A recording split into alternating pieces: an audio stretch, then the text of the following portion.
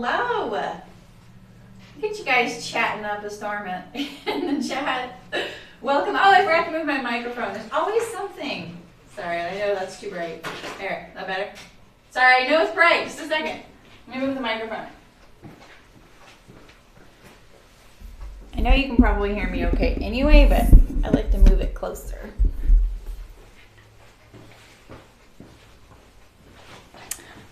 How are you guys? Happy Saturday, happy Sunday to Lou in New Zealand. How are you? Oh, cuddling with your cat. Hello from Luke. Hey, hello Helen. How's it going? My camera was covering up your name. Let me move up the chat window. I like to see your names. So, it's awesome. So we're making the Cleo today. I was just looking over the directions. It's a pretty simple pattern, so I kind of wanted to do it in the same order, but I think I'm gonna do flat felled seams. So we're making this, oof, it is so washed out. Sorry. I don't even think I can get, ugh, man. You saw it on the thumbnail, right? It's an overall dress by Tilly and the Buttons. And I think when I have my fabric on the camera, it'll be a little bit less bright. So here's our fabric, which was supplied by Hearts Fabric. I think I can tone it down. I bet Meg is gonna tell me it's too bright. Hi Walter, how's it going? Nice to see you. Yeah, Louise, right? Team flat felled seams. I actually had to remind myself, those are wrong sides together first, right? Yeah, my paper is always white out. Someday maybe we'll have some fancier cameras, eh? Let's see here. Let's tone down the brightness a little bit though. I think, right? Yeah, I think I'm not going to do the front slit, so I think doing the flat felled seams is a really great option then, you know, because I don't have to deal with that slit. If I was doing the slit, I would overlock the center front seam first, each one separately, and then I would just sew it down to that slit, open up the seam and stitch around it, like the instructions say. So anyway, I got my like hardware out because we're going to install tack button and the overall buckles at the end. I don't know if I'll use the little anvil. It's so cute, right? I got this in a needle sharp box, and I still just like use my table. So, all right. So the first step is doing the fronts, but I need to do the interfacing to the facings. So let me warm up my iron, and we'll do that first. So the hammer for the tack buttons. But you know what? This is the funny thing. Like what I usually use is my little pattern weight. I don't know what it is about it, but I get it more of a level strike when I'm hitting the tack button. And that's kind of key. Anytime you're putting these tack buttons in, you don't want to hit it at an angle, right? And so, you know, when you hold the hammer, you're doing this. So you need to do it straight up and down. It's really important with the tack buttons because if it gets bent, it will eventually fail or rip your fabric, and they're not recoverable. So, and you can also ruin your project removing it. Just depends on how bad it went. So I've just learned over the years, because we used to have one product we had a tack button on the front of with a little elastic loop that went around it. We used to do probably 100 of those a year, not very many, but enough. And I got really good at those tack buttons, you know. So I found that if I held my little pattern weight, which I think is right here, that little one I showed you the other day, the old antique iron, I keep it flatter.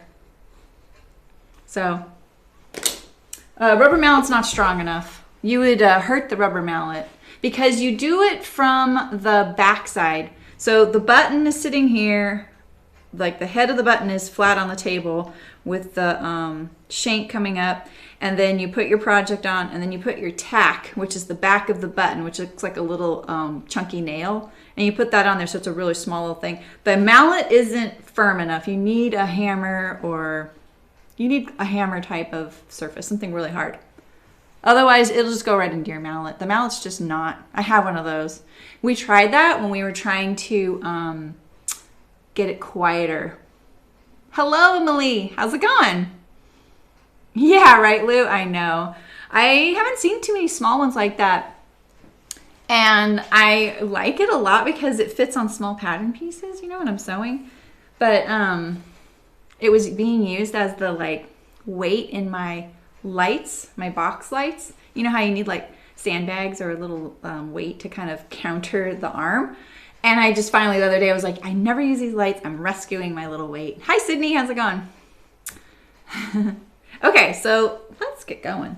These are is this the front or the back? This is the back. Yeah, so we'll do that in a second. We're going to sew these start to finish today, including the buttons and the little dungaree clasps, the overall clasps, because we can. I mean, we don't need to do the buttonholes because it's an overall clasp, and it's a pretty simple pattern. So, and thanks to Hearts Fabric for sponsoring it and sending it to us, because I didn't even know about this pattern, so it's kind of fun. And it sounds like a couple of you have sewn it. So we really fussy cut the circles. So wish me luck. Where am I putting the label? You know, Megan? Oh, we actually need to iron the interfacing. That's a good question. What if I put it sticking out of the pocket on the bib on the side? Would that be a little too narcissistic? You're cleaning closets? Smart. I need to do that too. I feel like I'm always doing that. All right, let's iron these iron the interfacing to the facings. Where's my iron? There we go.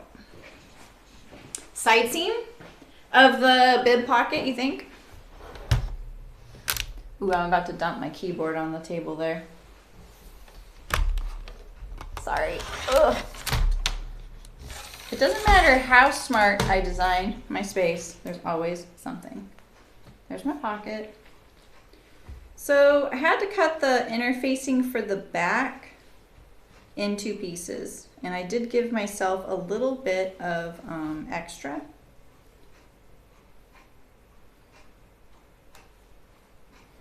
So I'll cut that now. This is the woven fusible interfacing. Heart sent this to me. I'm kind of getting into it, but I do hear mixed results with it for people. Like some people say it won't stick after a while.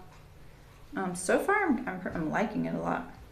So I'm gonna line it up there. Looks like it's a little bigger. You know, I think would be a good idea to iron this first. Let's get this nice and flat. Right? Hi, Daphne, how's it going? Yeah, you'd rather be sewing. You're right? I hear ya. I hear ya.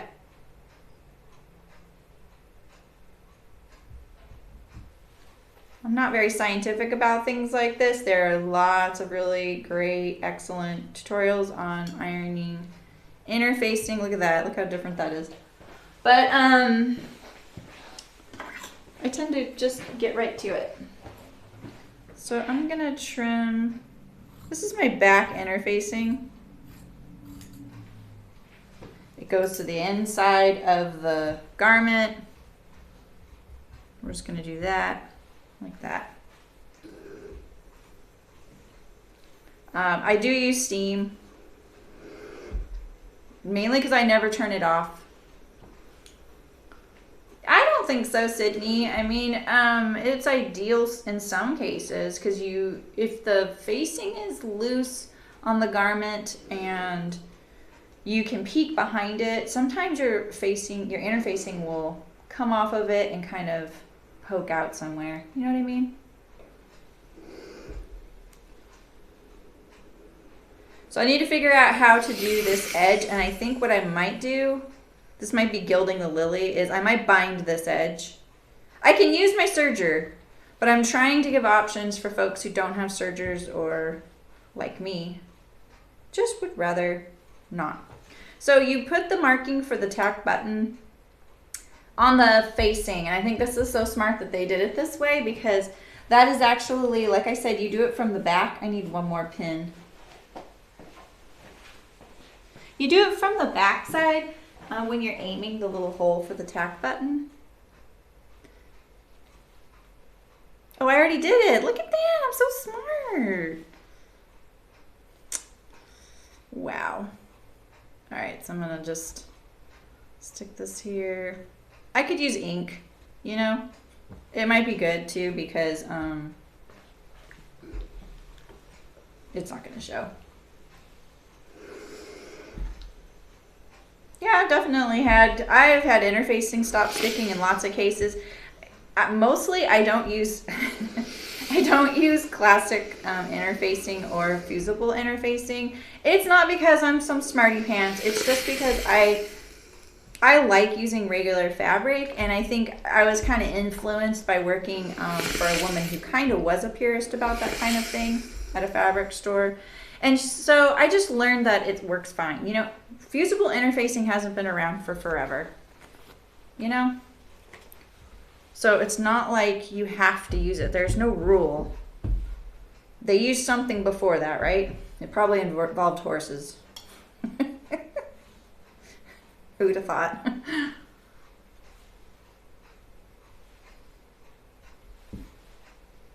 This is one crazy interfacing piece. Let's see here. My interfacing was a little shy over here. That's in the seam allowance. I'm not gonna worry about it.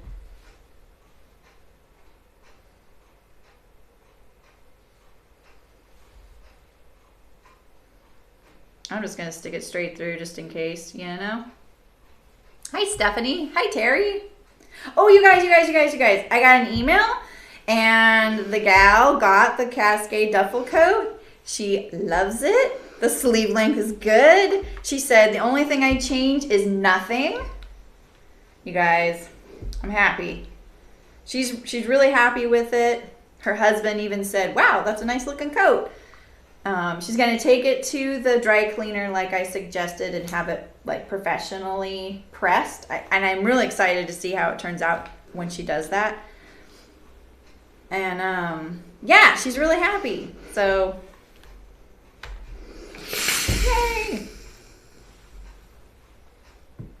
I think it's a good idea to press from this side too, and I kind of forgot to do that on the other ones.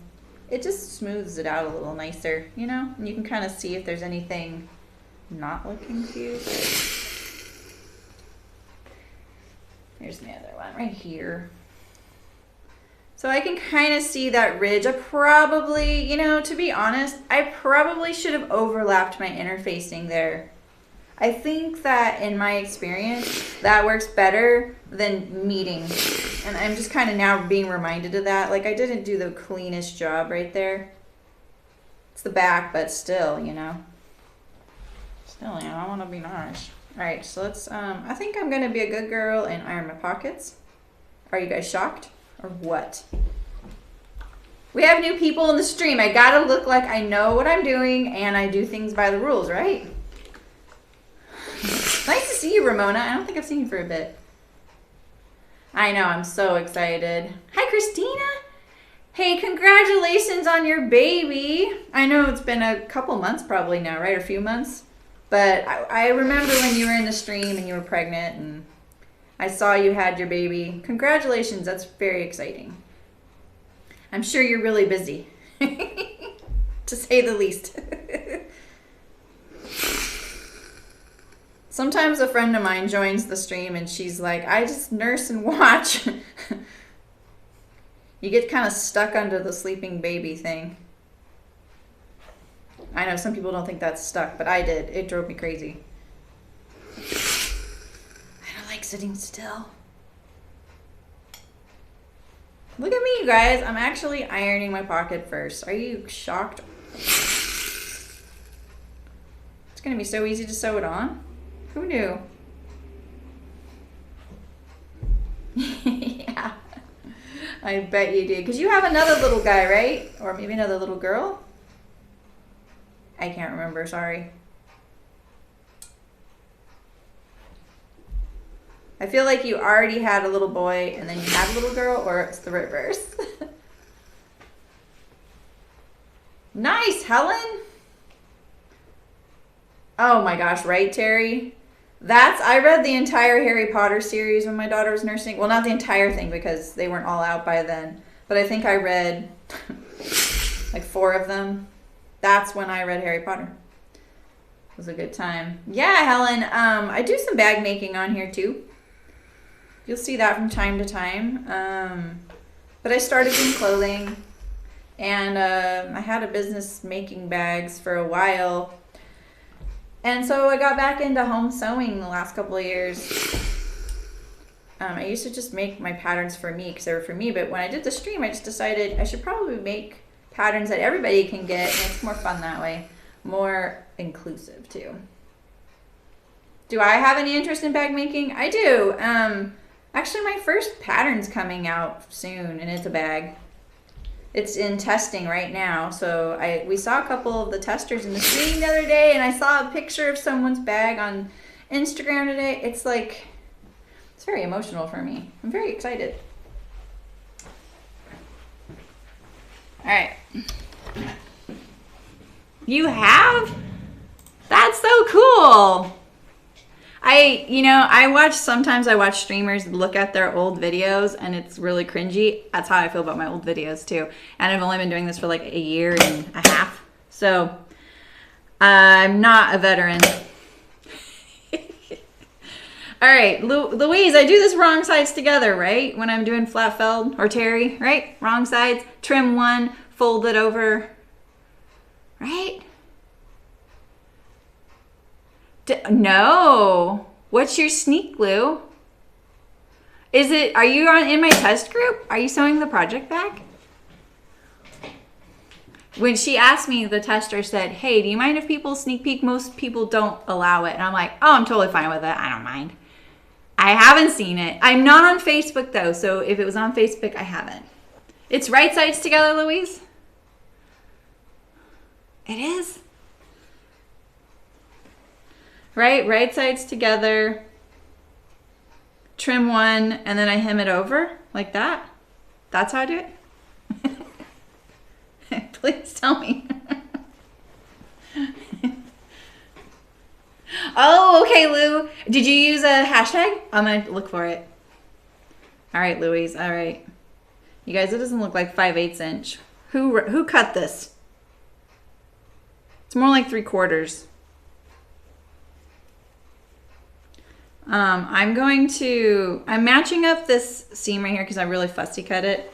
And I'm going to cheat on the seam allowance. Okay, thanks, Terry. Oh, okay, cool, Louie. Okay, Lou, I'm going to check.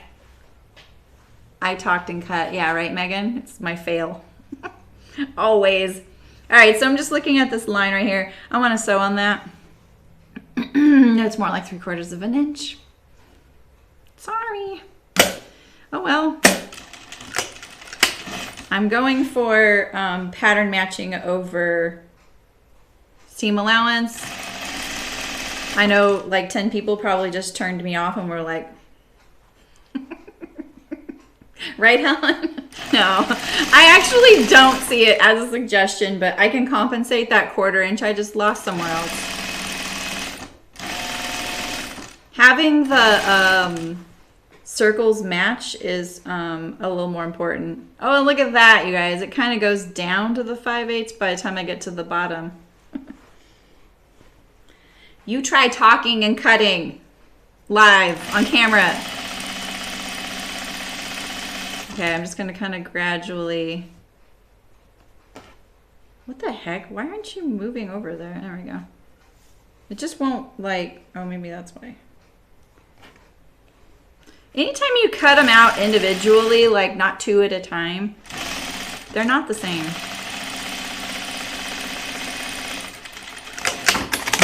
All right, let's see how I did before I do the flat fell thing.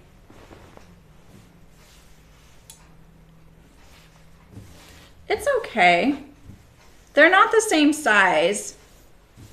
I feel like it's good up here, and then it gets too small right here. So I need to start probably tapering right about here. Because then look, they get better down here. But look, they're a little off this way. I think right here I'm gonna make a tummy pouch. No, I'm just teasing. I could use one of those. Oh, I did my scan today for my Beatrice. So excited.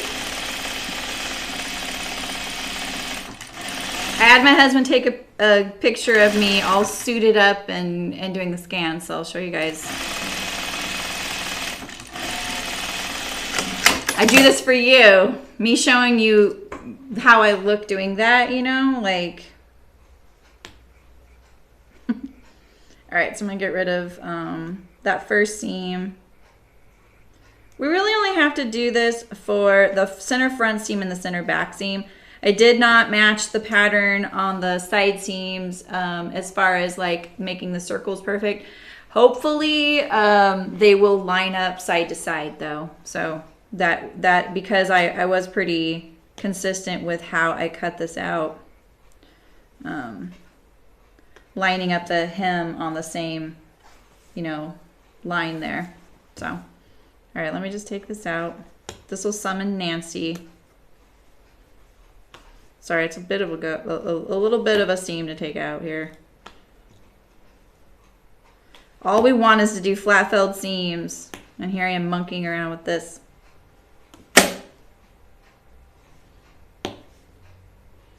I really hope that scan worked this time. Because it does take a while for them to make the form. So every time I'm delaying it, it takes, you know, it's that much longer. And I'm so excited to use it.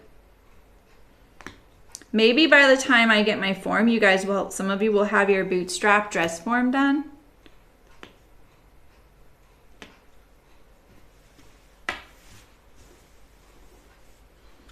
You know, when you take out a seam in canvas, it's not as easy. It's a little thicker.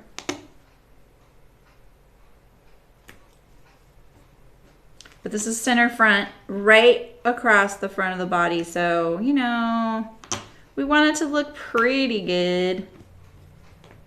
I should have gone shallower because I could always increase it. And because I'm doing a flat felled seam and the seam allowance doesn't have to open, it would have been fine. I wouldn't have had to remove it. There you go, there's my tip.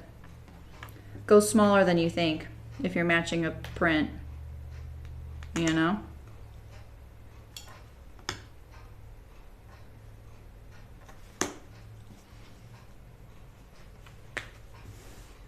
We're getting there. Sorry. This is a good time to bring up my invention for a seam ripper that has a little vacuum on it that pulls the threads as you're pulling. I invented this when I was, you know, 22. Anyone can have the design, just make it and send me one. Wouldn't that be nice? Here we go. Last one. And then we get to do my most satisfying thing. I get to pull one whole thing. Oh, except right here, the start. I love doing that. Okay, so I lost a little bit of my seam right there. Always check. It's not obvious on this side, but I did.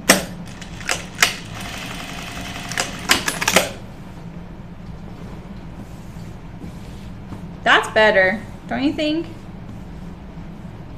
I don't think it's very obvious. Okay. All right. So now I'm gonna trim one seam allowance.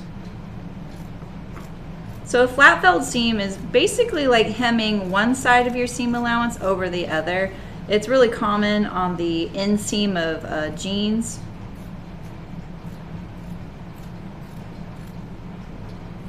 So if you don't have, it's another way to do like a French seam. Oh my God, look at that. Don't look at that.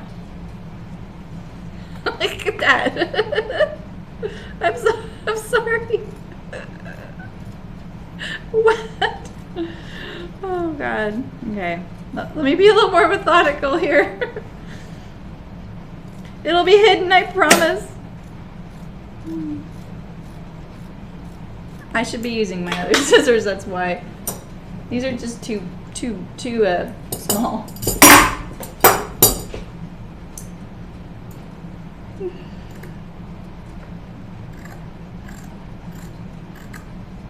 It's just hard. If you weren't here, I would just take it to my rotary and do it on the rotary mat from this side, like this. Look at that, way better. There you go. This is the trick.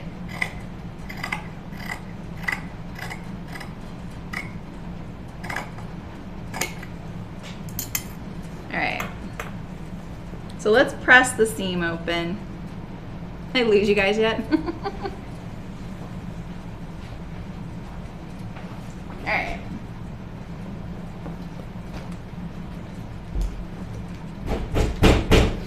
Just a second, someone's pounding on my door.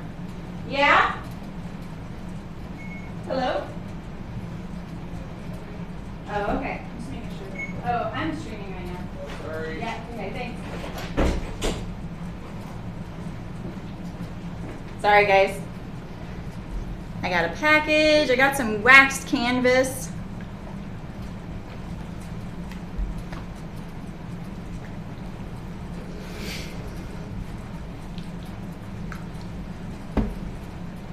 All right, so I'm gonna press this one side.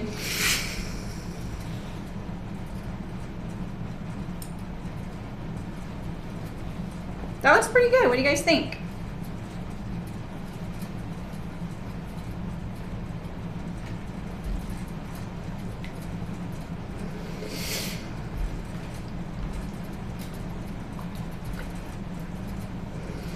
I'm gonna press it on this side too. Once I do the flat felled seam, I really can't monkey around with how the seam can look. So let's just make sure. Look at that, it gets better and better. It's pretty good. It's a little off like right there, you see that?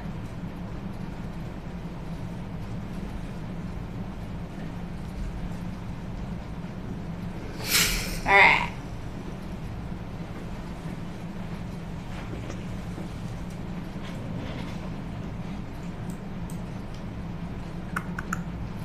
Here we go.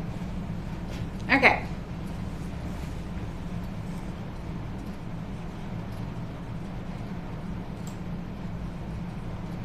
What the heck? Oh, here we go.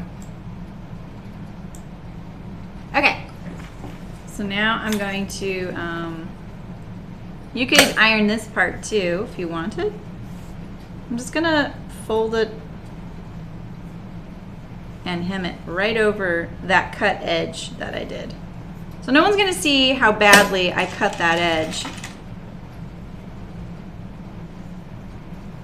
I do want this seam to be straight, you know? That would be nice. That would be ideal. So when you cut that seam allowance that I did in there, cutting it straight is gonna set you up for a nice straight seam on this part. You will see your bobbin, so it's good to think about how your bobbin looks at this point too. Because sometimes, you know, your bobbin, she don't look as good as we think.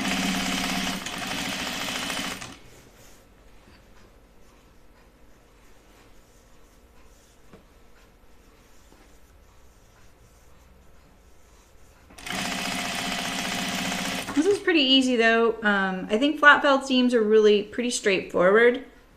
I think when you're a beginner sewer, like when I was a beginner sewer and I didn't have a serger and I really wanted something to be finished, I did this my own way, not knowing that this was a flat felled seam and it existed at all. You know, we didn't have the Google.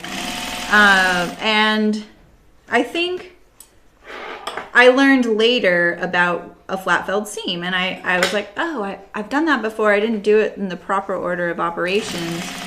But I just did it in my own way because I really wanted to finish the inside of whatever I was sewing because I think it was sheer. It wasn't something that was heavy duty. So it's nice and clean. You guys are still there, right? All right, here we go. That looks really nice. All that ironing looks pretty good. Okay, so those, so we're doing a bib pocket, which I think is actually right here. Wait, this is the back, and that we ironed the, oh, so I haven't ironed the bib pocket yet right here. So let's iron that and get it ready.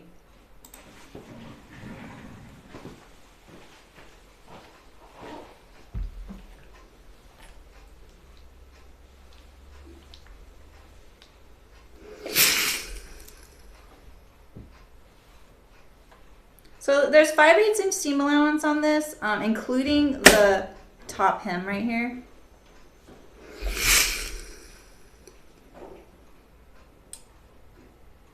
You guys are still there, right?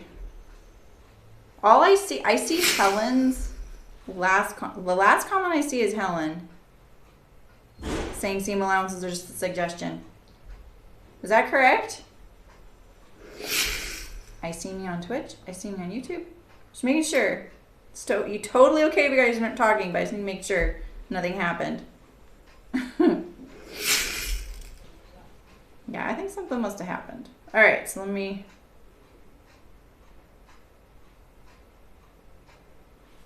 iron this here.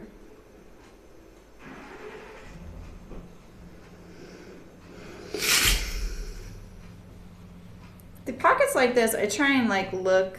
See, look at that. Look how off I am right there. And honestly, let's see. If I line up my circles,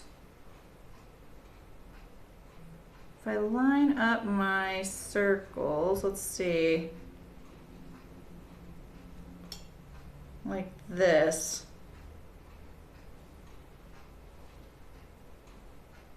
That's not where my point ends either. So my point, did I really get this in the middle? Let's see.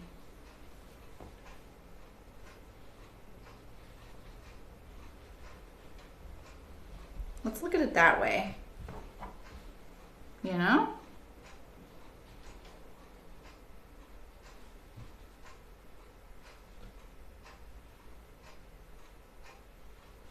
Yeah, that's a little narrower right there.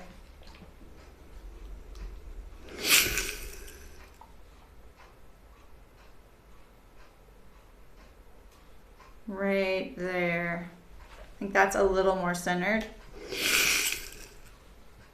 for my point. Oh, not too much.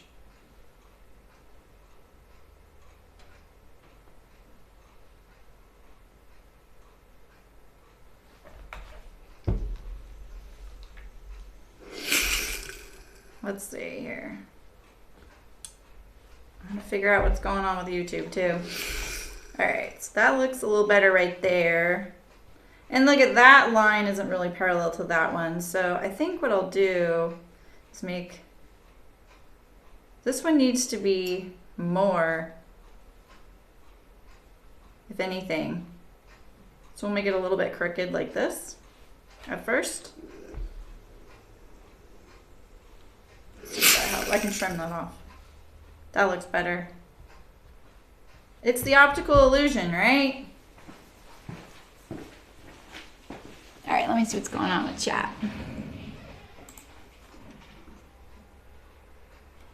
Well, now I got an ad.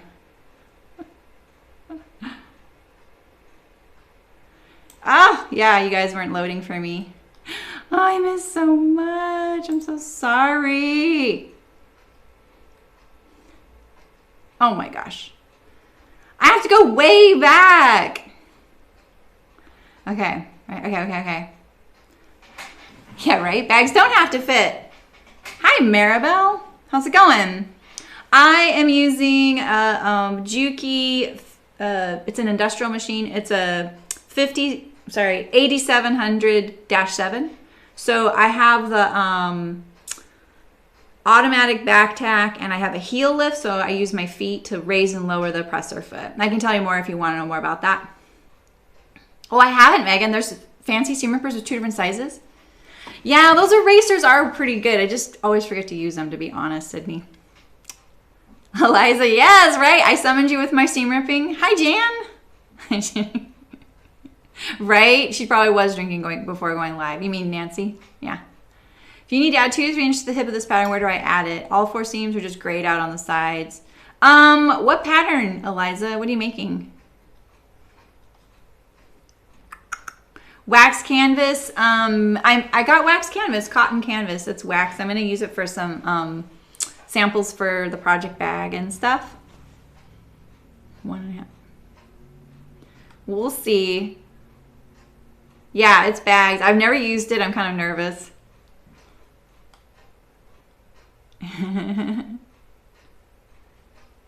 Oh, you're making the Kelly anorak? That's cool, Stephanie. Wow. It is really cute. I know. You know the other thing I think about is the Thayer jacket.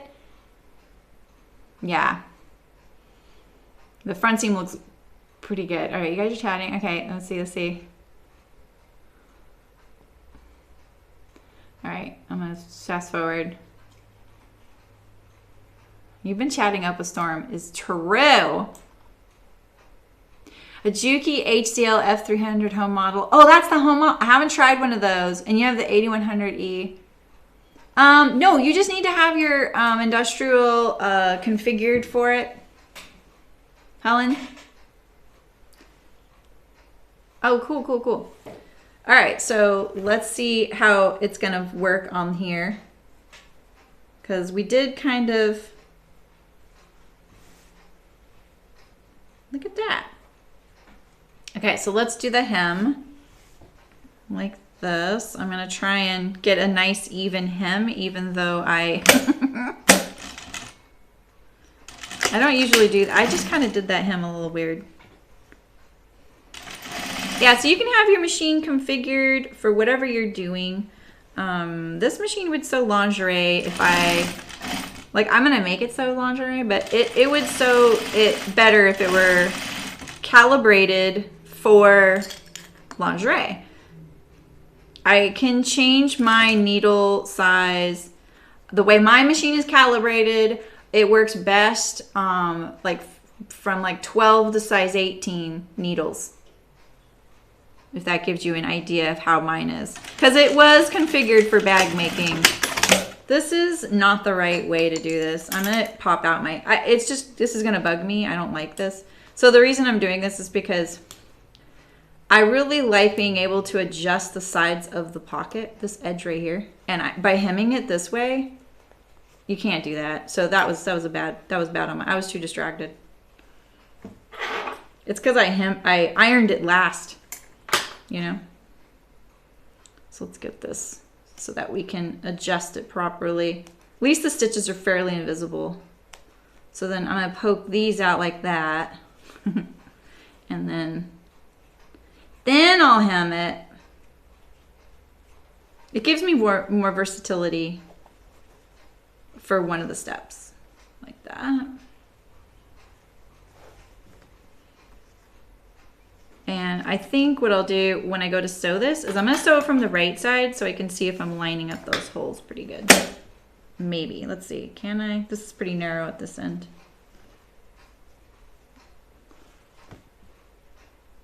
This end's kind of narrow, so I'm just going to sew it from this side.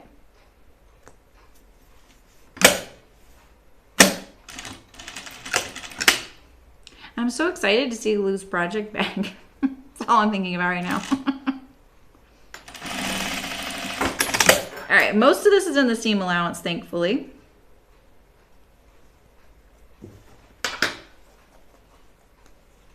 Oh boy. You know how I feel about starts and stops.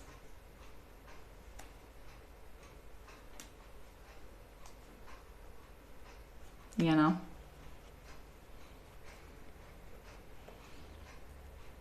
Yeah, so if you're doing, the way I added hip ease on the cascade was I divided it up on the side seams. And so I did, I think it was 3/4 of an inch on each side seam. Because that's 1.5 on one side, 1.5 on the other, and that's 3 inches.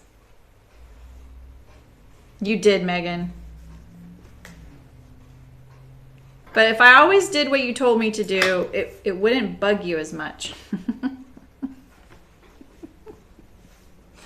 Oh boy.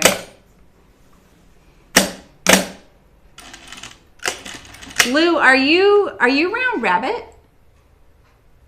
Because I did see that one. And it's really cool looking. I'm so excited. Look at that. That was so much more seamless doing it from the right side. So I'm going to do it on this side too.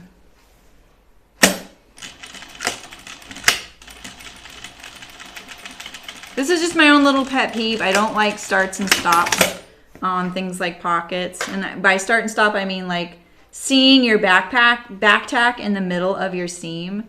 That's just something, like I'm not really a purist in a lot of ways. And I can let a lot of things go.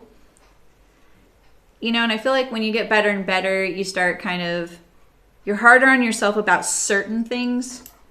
And that's one of the things I like, to make it look like I got it right all in one go, you know? Yeah. Oh, okay. That's what I figured, Lou. I thought I'd seen you on Instagram, but I was making sure.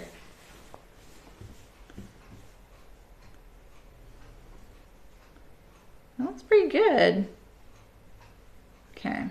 Look at that. This is not the same circle as right here. This half is, but this half isn't. And look at, these are vertical and these are horizontal. See, and these are horizontal and these are vertical. Isn't that funny? See, like on this one here, it's not even the same circle at all. But I think it was like Beverly or Barbara or maybe Louise saying, it won't matter because it's kind of this crosshatch thing. Like this is the light blue and that's the dark blue version. But this is the same. These two on that half are the same.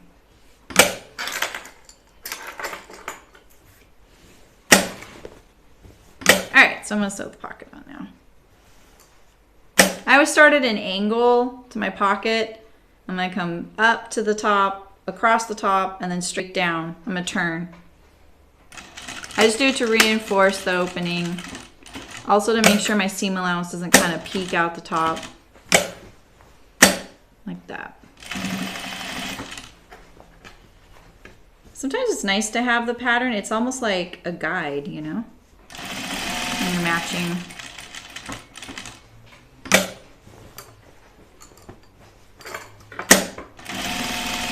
I miss sewing dresses.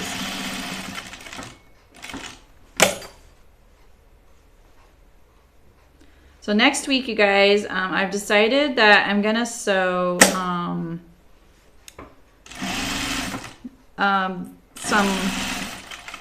what are they? I don't know what they're called, but they're for the animals in the Australian bushfires that need, like for kangaroos and, oh my God, totally spacing on the other critter. But they're little like slings, pockets for them, Joey pockets, the bush bags. Yeah, so I'm gonna do that next week. I have some canvas. I'm looking for some flannel, and then Spoonflower's the one kind of gearing this up, and so then we can send them to Spoonflower and they ship them to Australia because that's kind of the expensive part. So I think I'm going to try and make like 20 or 30 of them next week's stream. I know that's not like a project we all do to, you know, like a garment or a bag, but it is one way I can help. So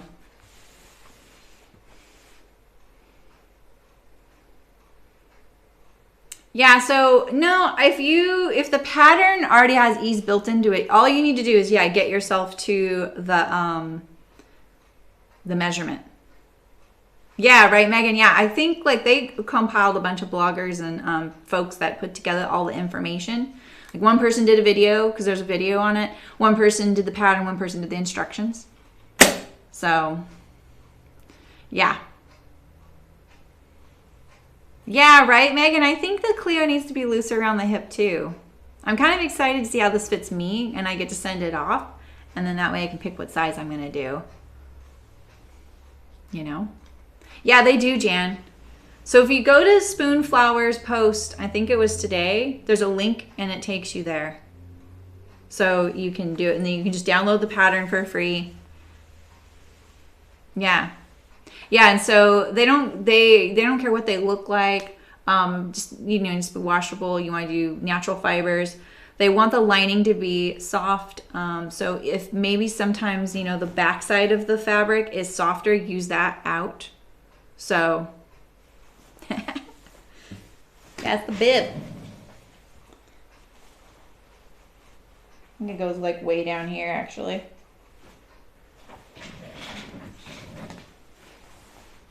All right.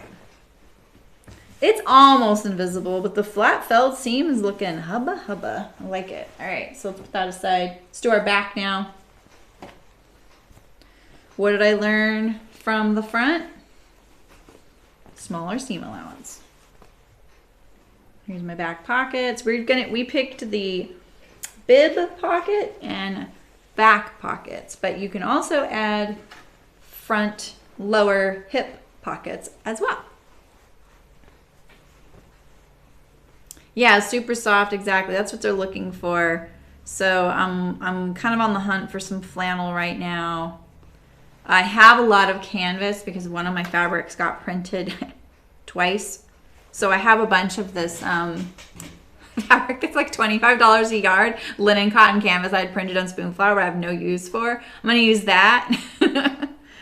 And then find some lining. All right, so I'm just looking at my seam here, and that's why I have it kind of, look at that. I didn't, look at this. This is not lined up very well. So here, we're gonna gain back that quarter on the front. No problem. It's not in the right spot, but hey. I won't have to trim this side.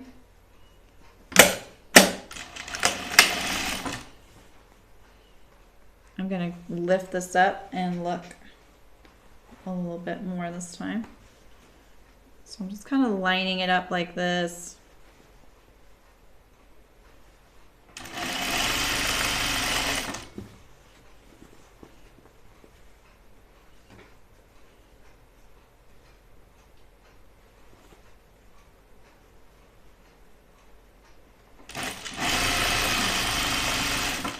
Here we go.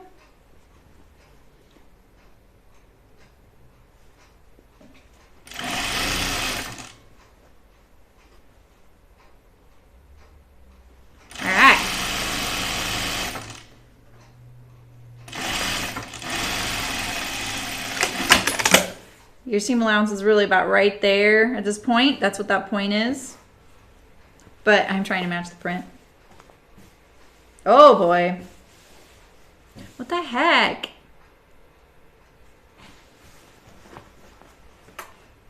Hi ho. Hi ho.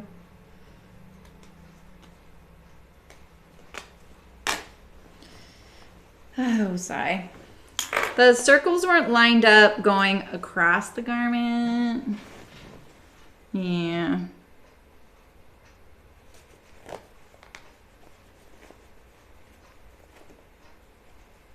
Yeah, I could do that, Megan. That's a good idea. I didn't iron yet, but I will. I ironed a lot after I sewed it, remember?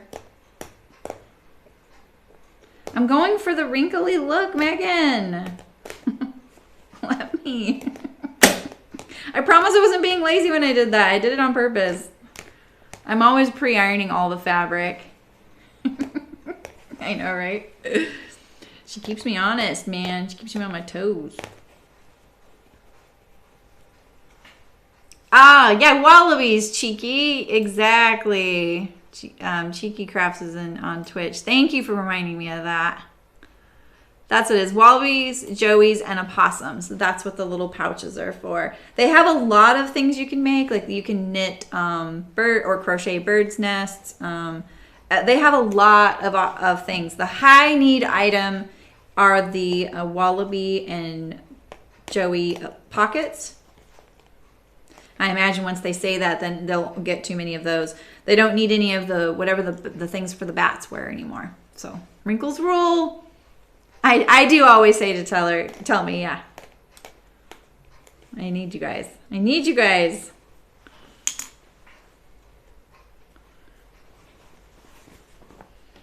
It's funny how you can have a really coherent conversation in your head, but as soon as you start doing it in front of people, all the words are lost.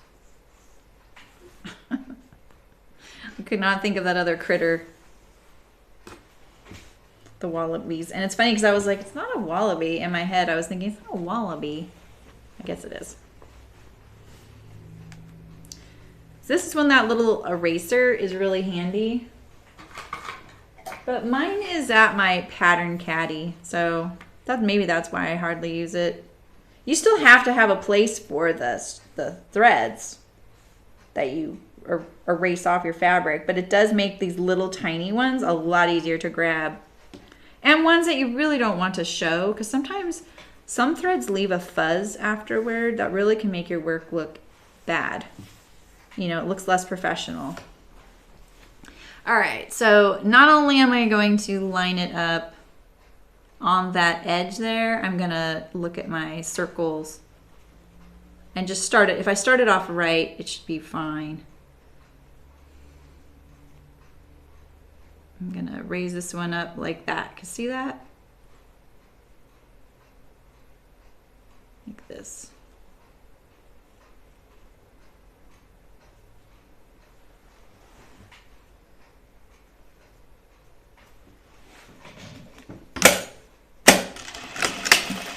I said this was easy, didn't I? Am I making it look like it is? I don't know. My chair keeps drifting. All right, now let's look at it. I'm gonna fold, see this is the bottom of my circle on this one, and it's the bottom of that one. So it really wants to not match up. I gotta start strong and stay strong. Right? Oh, right, really, Megan? That's good. Yeah, but the thing is I want to cut on Wednesday. So I may go to my local fabric store. I have some flannel. The pattern, it's not a small amount of fabric. I don't know what the yardage is. I have to look at that. I just saw the pattern piece and saw how big they are in the photos. So it's definitely not a small amount of fabric. I think personally, if I figured out, like, if we do a couple and then I start doing a production style, I think I could do at least 20. That's not very many probably, but with everybody doing it, that probably will help a little bit.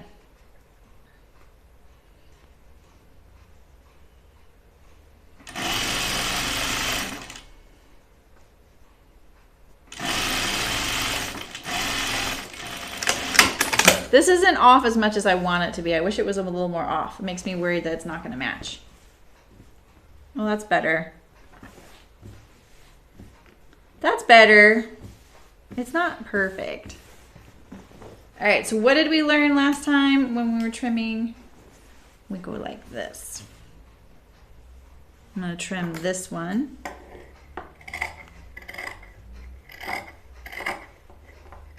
I do it this way because then I don't run the risk of cutting my dress. But this would be great with the rotary knife then, because you know you don't have your other layer there. It's a little awkward doing it on camera too. It would be easier if you're doing it like in your lap. Sometimes things look awkward and that's because they are, because of the way I have to do it on camera. But we all saw how straight I did it the first time, or not. All right. Yeah, I know, two-day shipping, exactly. Oh, wow, Stephanie, that's awesome. Oh, nice, Terry. A belt loop folder. Oh, you want to see this pattern? The Joey pattern. Do you want me to find it for you? Let me find it when I'm over at the iron because the keyboard's over there. Do you want to see the Joey pattern? Is that what you're talking about? Yes, spoon flour is very pricey. It's definitely a specific use, you know, like custom, unique, or maybe you're looking for something in a particular, what is that? Oh, it's the pins. This particular genre.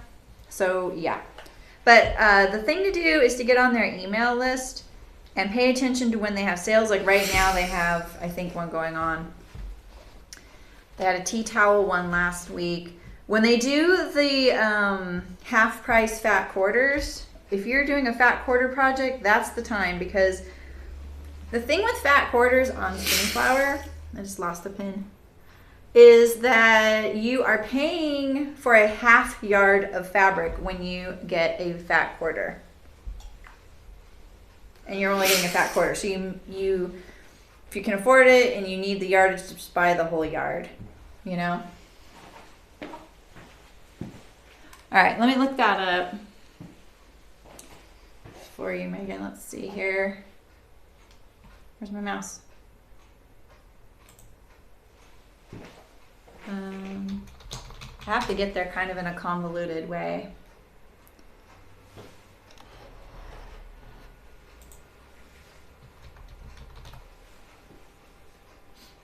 Let's see.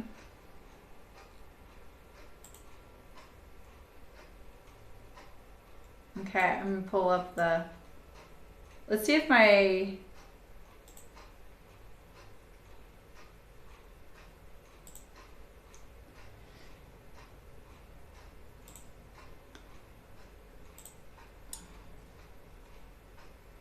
all right. So if we go to this link, it'll show us the pattern. So let's see, we need, so the check mark means they don't need those. So they need the medium to double XL Joey pouches and the hanging pouches. And then here's some, where's the pictures? Here, I think I clicked this pattern. So here's the pictures of them. So they're quite big. On this website is Piccolo Studio. So there you go. That help?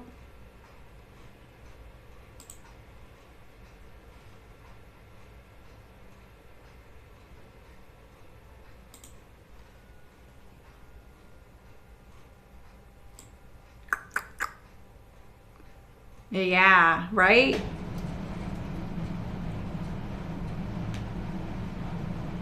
Yeah, Walter, which one did you get? Which fabric? That's great. You don't have to use spoon flour fabric for this. They're just trying to raise awareness for it. And then they're collecting all the things we make and shipping them on their dime. So we just have to get them to Durham, North Carolina. So if you're in the States, that is a good option, because shipping things to Australia takes a long time and can be really, really pricey. So this is a really great way to get something physical over there if you need to, and you're doing one of the things that they're talking about. And I pressed this the wrong direction. I thought it looked wrong. I'll be right back. Let's go to this side again.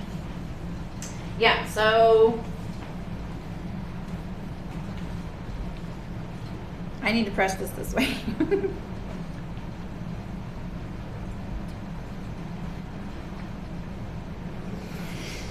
Yeah, I mean, you can also, make donations and things like that too, but maybe you have extra fabric and you have time and you don't want to spend your own money, or you're willing to spend money for shipping.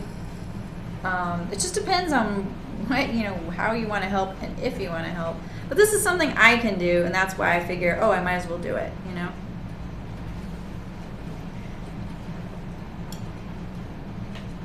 And, maybe there's someone out there trying to sew these that might want some live help. Maybe we could find them, but it's not like we may find those folks doing it.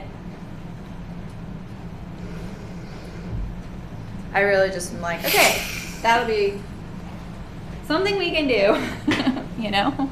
Rookie, how's it going?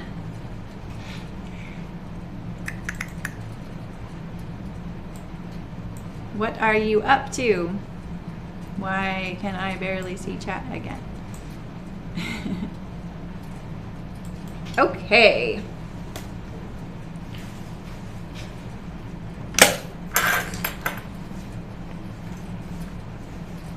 We're doing flat felled seam. I told you guys this would be easy and fast, and we're literally only on the back seam. So, just depends on who you are. I do have double notches in this, so unfortunately, they may show a little bit. Using my awl would be probably really helpful here, because I can hold it, especially where that notch is. Try and get as much of that notch in there. Something good to think about ahead of time if you're doing flat fell. Don't notch unless you're doing it a really small amount.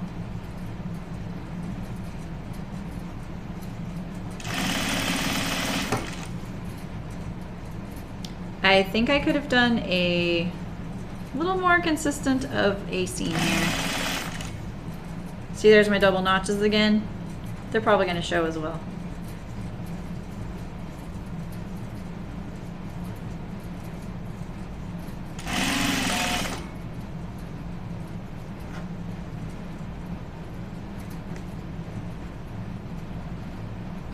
Okay.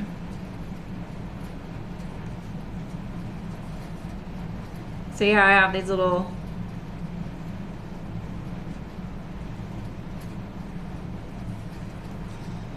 oh boy.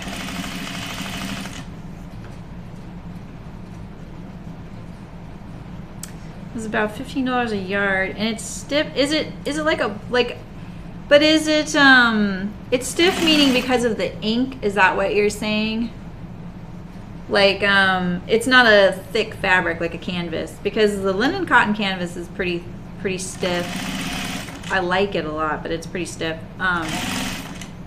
And if you got a design that has a lot of printing on it, the ink can make it a little bit stiff. The great thing about one of the upshots about the ink, see like that, is that it makes the fabric really stable. And so when you cut it out, this is the one thing we always loved about sewing any of the spoon flower that we printed, especially the poplin. The fabric was extremely stable, and it stayed extremely accurate all the way through the sewing process. So if you cut it out accurately, it would never relax or get bigger, and it was so precise to sew. It was really a pleasure. The needle holes in it were less forgiving though. So yeah. Hey Vicky, how's it going? Ramona, right? Yeah. See, it's the Incubator project with Jody Brown. She used organic canvas, and that was nice. Was there a lot of white space in the print? Because that's why. And I like the twill. If she used the twill's very soft for a twill. They have a twill, and it's that's the thing, is like the twill's like but those are like $25 a yard, 24 to $26 a yard. So yeah, see, I thought so too, Ramona. And I actually was gonna do it wrong sides together and do it to the right side, but then they told me that it was the other way. I asked them, you guys, the chat, but I can't remember. I honestly can't remember, and it's fine, right? So okay, let's do the back pockets, which are up here. So I think we have. Didn't I, oh brother. Oh yeah, I think it's like this. I don't really even need the pins because I'm matching the print. I'm going by that.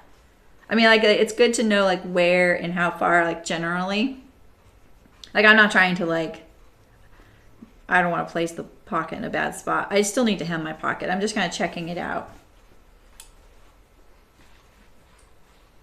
But yeah, we're going for camouflage today.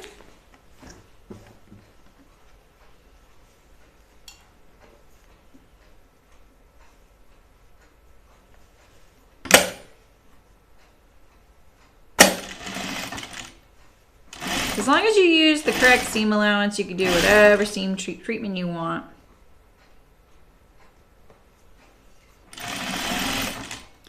Did I tell you guys I made my husband an archer, or I didn't make him an archer. I made my daughter an archer button-up, but I made my husband a Fairfield for Christmas, Fairfield button-up. I still need to take pictures and show you guys because it turned out really nice. But I did for my husband's, I did actual real shirt sleeve plackets, like the little point and everything, you know? Yes, I have, Sydney. I can tell you about the, knits. I was all done. All I needed to do was attach the collar. That's it.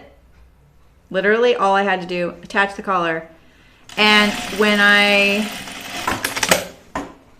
and the cuffs. And when I went to do that, I noticed that somehow I flipped, because the fabric didn't have a right or wrong side. It was a yarn dyed flannel. I somehow flipped it so that I put the sleeves on inside out and backwards with flat felled seams. The armhole, the side seam, all of it. And it looked beautiful. But, so I had to take out the entire underarm seam and the sleeve. Is that what I did? And I flipped it. Oh no, I took the sleeves off and flipped them because, oh God, you guys, I was almost done. It was right before Christmas and I wasn't stressed at all about it. And then I was stressed. I was like, dang it. You know, it took me a while to figure out what I did. I kind of was like, usually if I make a mistake, I'm like, that's okay. I know how to fix this. That time I was kind of like, what did I do? Like it bugged me. It kept me up at night. I was like, I don't know how I did this. What the heck? Here we go. This is where I'm at. And so I had to stop thinking about figuring it out because I had to just get it done. So then I was laying in bed probably, or later on, it kept popping into my head. I'm like, how did I do that? And then I realized what it was that I accidentally where I went wrong was the sleeve plackets. I was so focused on getting those sleeve plackets to look nice, and they ended up being a piece of cake, but I put them on the wrong side of the sleeve because this is why the flat felled seam, I say it's on the outside too. I looked at the seam allowance of the flat felled seam thinking it was the inside of the garment, but it was the outside of the garment.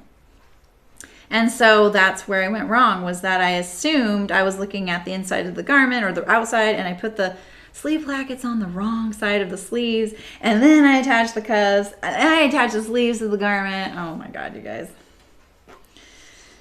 Womp womp. Anyway, it turned out great. But nobody but you and I know that the sleeves are actually inside out. The like plackets are fine now, but something about it, you know, it's like or maybe it's the side seam. I think I did. I don't know. Anyway.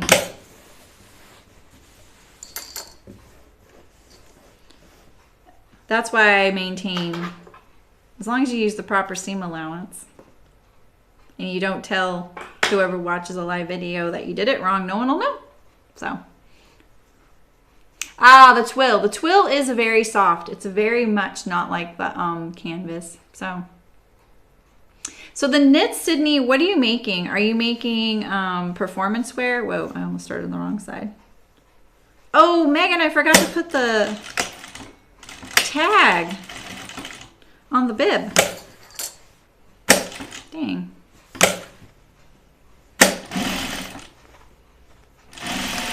Because I like the knits. I've done the performance knit and the modern jersey, and I like the modern jersey a little better. It's a little less synthetic feeling. So, yeah, right, Sydney? Exactly. It was just more that, you know, yeah, I just got confused. I'm trying to get this over here. Is that going to bug me? Can I get it over there without it looking forced? Let's see.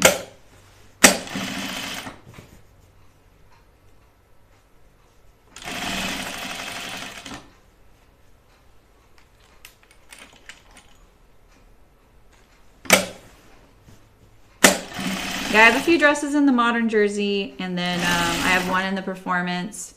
And my friend Kirby, she's made a few Monettas in the modern jersey. She likes it a lot. I feel like the performance is good. It just feels like polyester, I'm pretty sure. You can get a swatch. If you're delving into the world of Spoonflower, I fully recommend getting the swatch kit because it's $3. And sometimes they actually have a special where they make it free. It's rare, but they do. That looks pretty good. I like that. Oh, okay, yeah. So if you're using it for performance purposes, I would recommend it. It's good. The printing is nice on that stuff. It looks really good.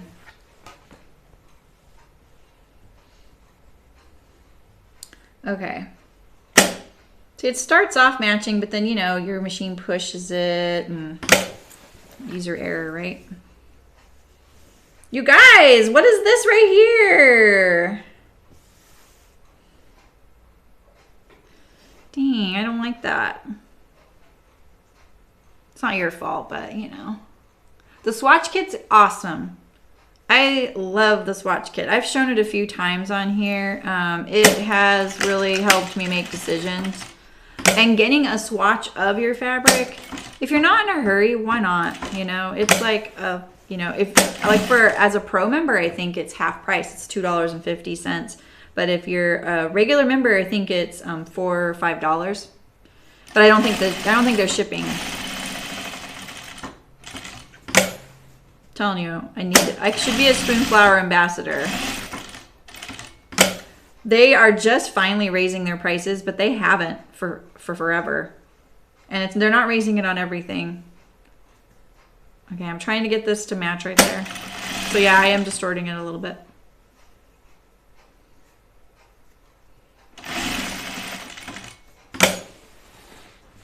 Sometimes it's all in the name of matching. This is my pet peeve though. You see that like flipping out right there? So sometimes what I do, if I don't just trim this, because see it's kind of not straight anymore either.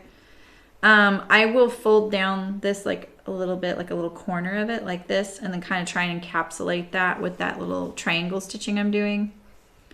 But really, if I would have done a better job hemming this a little bit, but this is the one that was funny, it would have been a little easier to deal with right there.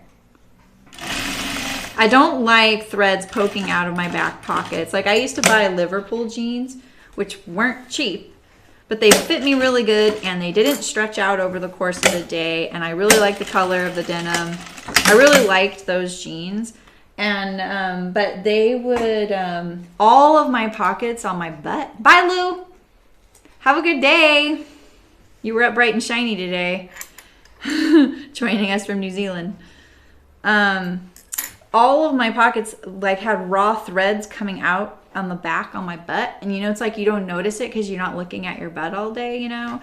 And then sometimes I would catch, like I put my hands in my pocket. I'm like, what is this? There's like a long string. And they were like kind of soft and cottony. So they were kind of chunky. Yeah. Yeah, one pocket pretty much disappears. They're pretty good. They look low. Or maybe the dress is really short. The pockets aren't even? Yeah, they are. Megan.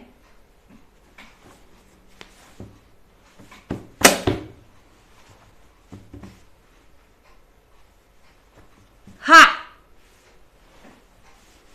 Tag. I know. That's what did you hear me say that to you a few minutes ago? I forgot to put it. I was going to put it like on the side here. Is that a little too narcissistic though is my question. Okay, so let's make the straps, and then that way we can finish this sucker. Still need to decide where to put the pocket. Optical illusion, exactly.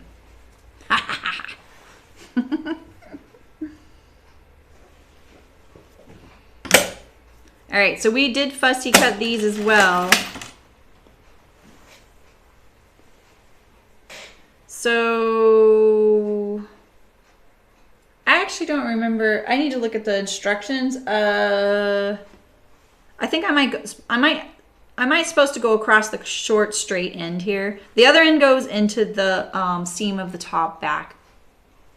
Over one of the top. Yeah, maybe. That was really uneven. Yeah, maybe I'll look at that. It's kind of big, and it is my face. So maybe I should put it on the inside. You know? I just love that look when you see the little like Levi thing poking out, but mine is hardly a tiny little word that says Levi. So, and I'm hardly Levi, right? So, yeah. Let's see here. Doing the strap, I think that one end is finished. Nope.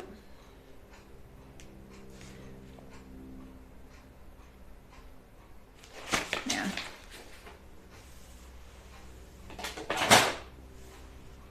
And then I use a loop turner just in case you haven't seen it. I can't get the other thing to work. Next time I do giveaways, I'm giving it away. It's brand new. Still have the package. Yeah, right, Brooke? Thank you, Brooke. See, I can count on Brooke being honest. Not that I can't count on you guys being honest, but I think you're a little more flattering. Although Megan might tell me what's up.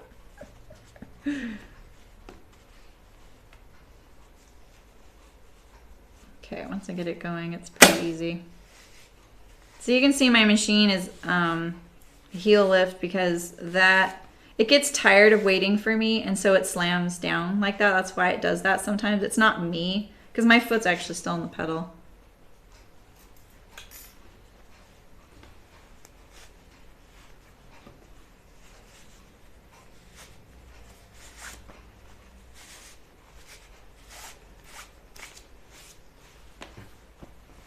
Okay. I didn't even look at my fussy cutting yet, but I think we did okay.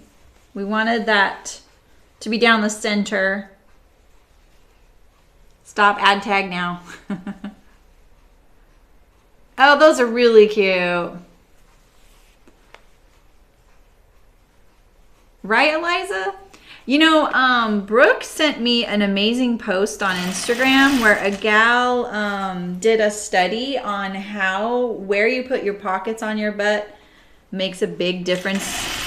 I mean, I think we all kind of know that, but then she did comparison pictures that are really great. Where should I add it, Megan? What are you thinking?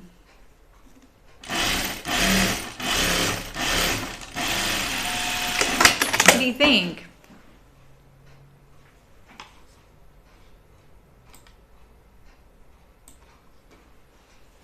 I do like those Kylie in the Machine ones those tags.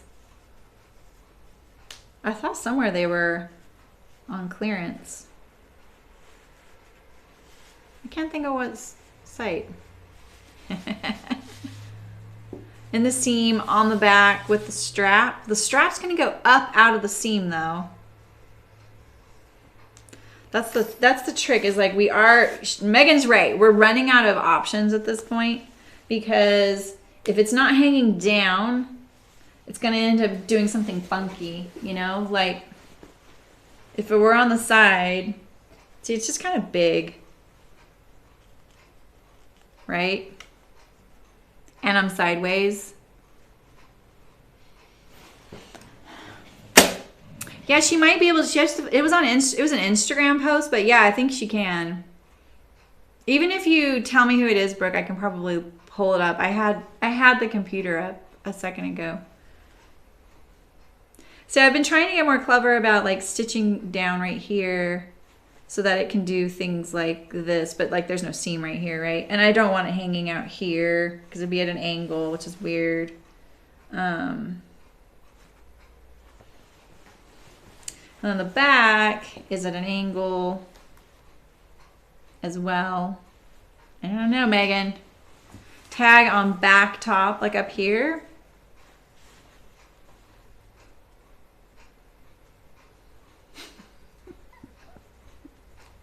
On the seam, in the back, on the strap. It sounds like Dr. Sleuth. Can I show it closer? Behind my neck, Daphne. See, it's my little face, which looks a little bit clowny.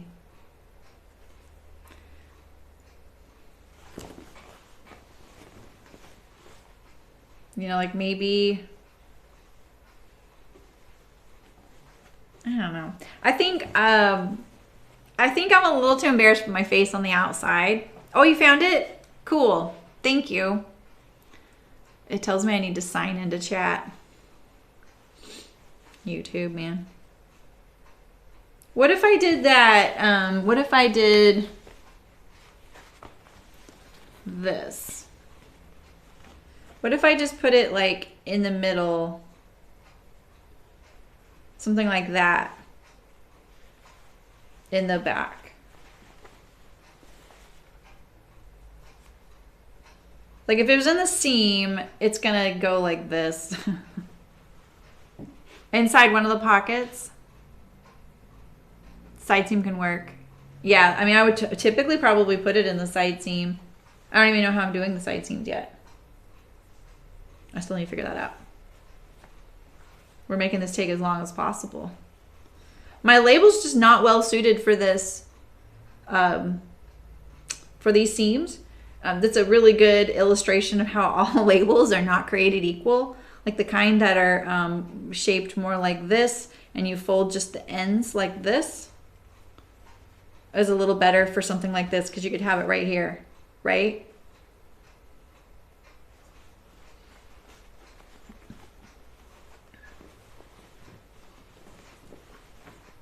And it's all clean finished. Okay, I think Megan's right though. I think I need to figure this out. What if I did just right there? I think that's what I'll do, and I'll just trim off the edge. But that's a 5/8 inch seam allowance.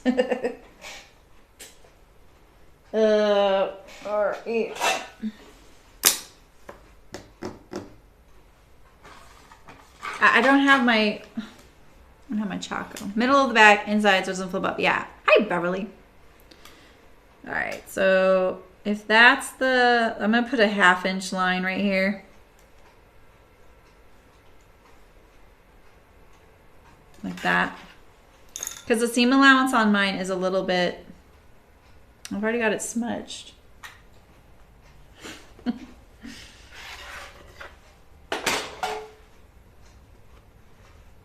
So something like that.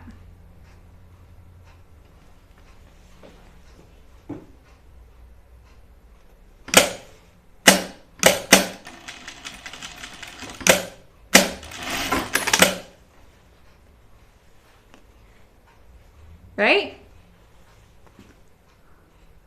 Right, Walter? Well, because I have the raw edge at the top. I think that'll work. It's on the inside. All right, let's iron the straps. And we can check it and see what we think. Nothing's ever permanent, right? I need my chopstick.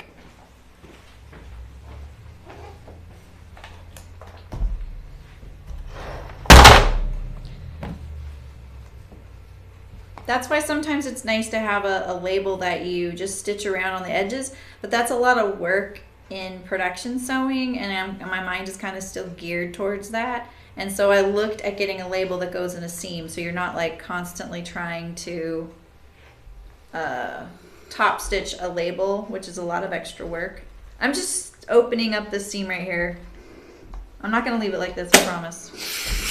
It'll just make it easier to fold, to iron it right on this like seam, like that. I'm gonna do it from the back side so I can kind of see the right side and make sure I can kind of see that little edge poking out.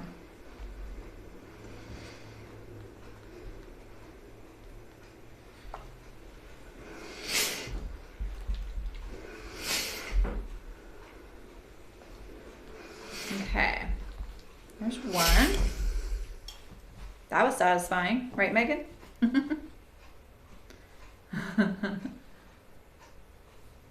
Yeah, I think that's what we ended up with, Megan. I don't know, I just feel a little embarrassed putting my face on it, because what if they want to sell this dress? Thanks for subscribing, Margaret. Welcome, welcome, welcome. If you're on Twitch, just so you know, I mostly watch the YouTube chat because I can't get my unified chat to work anymore. So we're all on YouTube chatting away, and I try and make sure I pay attention to Twitch because I really love Twitch. That's where I watch streams. All right, and if you want to chat with us, I always explain YouTube makes you do something called create a channel, which is just the equivalent of making an account. That's all. And we love it when people chat.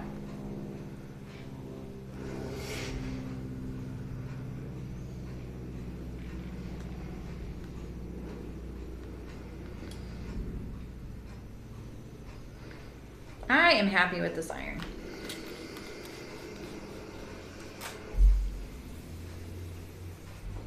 That crease I just created is accidentally right on top of my seam allowance in there, so it's not helping it. It's accentuating it. Here we go. I did pretty good. I didn't get this line straight down the center and the whole strap, but at least I have all the print on there, and I kind of like the way that looks, you know?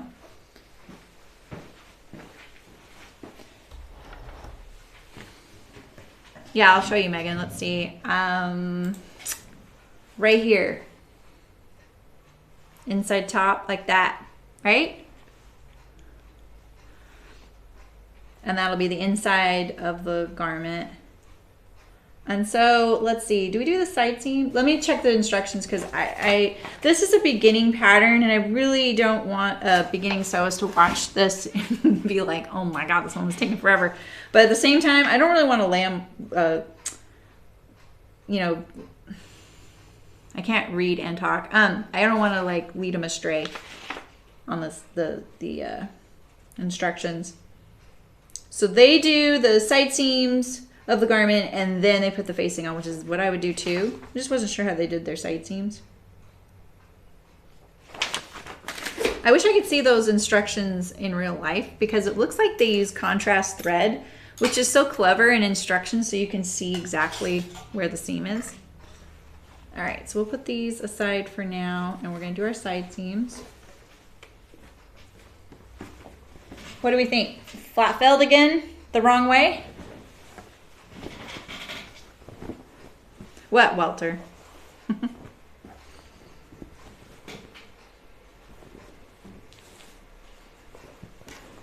We made the size 6, but it's not, their sizing is not traditional sizing. I kind of worded it on one of the posts as we made number 6.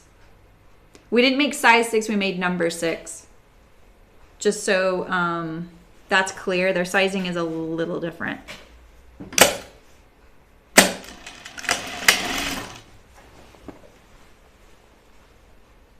We had to kind of suss that out, remember? Like, all right, so 5/8 inch seam. Doing a flat felt with the garment being in a circle, it won't be the easiest, but it's totally possible. It's big enough around that we'll get in there. I'll do both sides that way.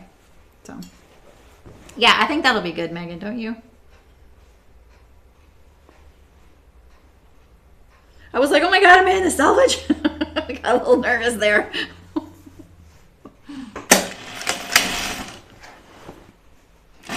This was the I forgot to mention what fabric this was, but it is the Coca Canvas from Hearts Fabric, and they give us the item number as well. And you get a discount if you use So10 on their website for 10% off. They have some really great canvases. I kind of like what fabrics they're interested in, you know? Oh yeah, Walter. Yeah, I mean, I feel like I run into a lot of people who are like, if I got to design my labels, I would do something like this, and they show you something cool. They don't realize that some of those labels, they're like $4 each. Wholesale. Like when you get into those really fancy things that are like stamped and a special fabric or material like rubber or something like that, those get really expensive, and those are on those brands that I don't buy. They're a little out of my range. Let's see, this is the front, and I think I'm gonna put the seam towards the back. I'm just gonna trim this side down.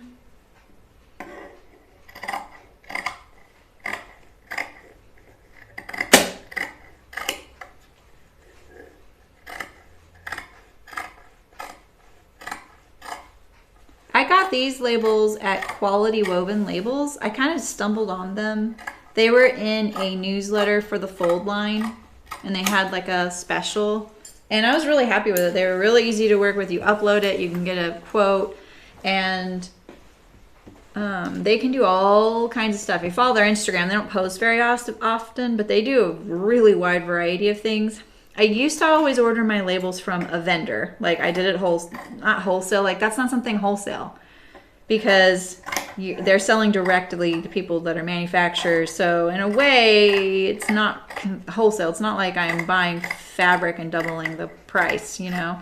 The label, I am the end user for the label. You know what I mean? Not you, I am. And so the problem with that is that I couldn't make those for my stream because I didn't need 10,000 of them, because that's how much we used to buy.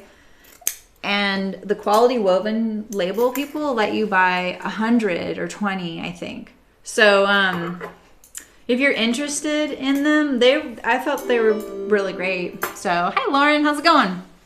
Welcome, welcome. You want to trim the side you're hemming over, Beverly. So this, I'm going over onto the side that was trimmed. Would I buy labels from? I would. Yeah, I mean, I ordered 300 last time, which seemed kind of a lot. But then when you see that we made like 56 things on camera, and then I made at least 40 other things off camera. So those are going to go by kind of quick. If I put them on all the Joey pouches, you know, I can put 20 on those. Why not, right? That would be kind of fun. What if we see, you know, no one will know who it is. They'll just be like, who's this crazy looking person, you know? But yeah, I would order from them again. You can tell they probably have done this for a really long time. They're not going to be like, they're not very hand-holdy, but they're not gruff or anything like that. I don't want to paint it that way. They're just very much business-like about it, and I'm used to dealing with vendors like that, so it worked. And if you need help with it, just let me know. I didn't have artwork ready. I literally was just like trying to see where their pricing was going to come in at. And I had just gotten that little funny cartoon drawing of myself separated out from the YouTube banner the gal had made. And so I just kind of uploaded it as a funny thing to see how many colors. And then it worked. And I had to combine two colors. It was just too many. So it didn't have to be, in other words, I didn't have to send artwork that was color separations. So that was kind of nice. It has to be a certain quality because, you know, they're really, it's fine. I really like woven labels as well. They do printed. You can save a lot of money getting printed labels. I just really like woven. I'd probably get a few less colors next time, Louise. Oh, it's called Quality Woven Labels. It's very generic sounding. And they are on Instagram. If you have trouble finding them on Instagram, you can probably look through who I follow and find them. But or just ask me on Instagram and I'll tell you. I'll link it to you. I don't get any money from them or anything, you guys. It worked out for me, and I appreciated that they let someone buy professional labels on a small scale. So I didn't have to buy, like I said, 10,000. I still have 10,000 labels. Well, I don't have that many. I have like 3,000 left. But I don't want to use my chicken boots labels, I've debated whether I should include them in printed patterns, but I don't think anyone really wants to use them either. All right, so I'm just ironing the heck out of my seam. So you can see, like, I spent all that time matching my circles on the center front seam, but on the side seams, that's not really going to happen. They do go this way, but that's about it. So this is what I was left with. Yeah. Oh, there you go. Dutch label. See, I haven't heard of that. Oh, thanks, Brookie. Brooke linked it. Yeah, and it's totally no, like if you want to get a quote from them, you don't have to buy. You can just get the quote. I'm not going to iron this anymore. I'm done.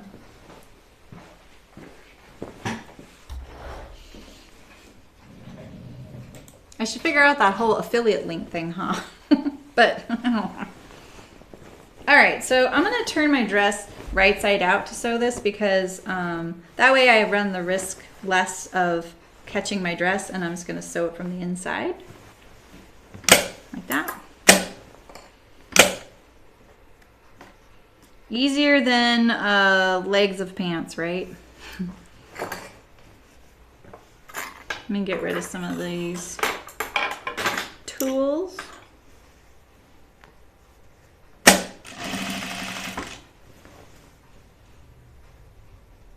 There's something about when you're making, like when I'm making the things for hearts, they let me modify things, but it is kind of nice not worrying about sizing. I don't own Gucci jeans, no.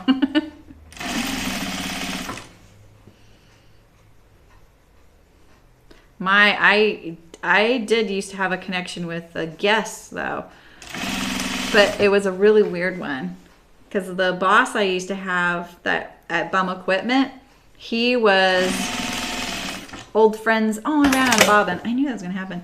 He was old friends with George Marciano, who ran Guess. Guess. I just cut my spool. I'm not rethreading my machine.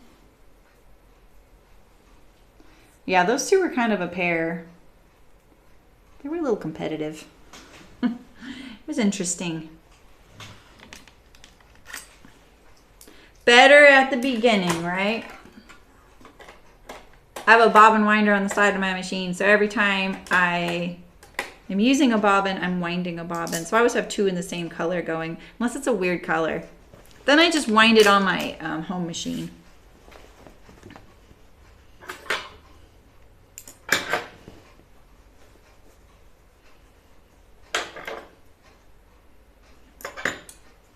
All right. That's not such a bad place to have a start-stop.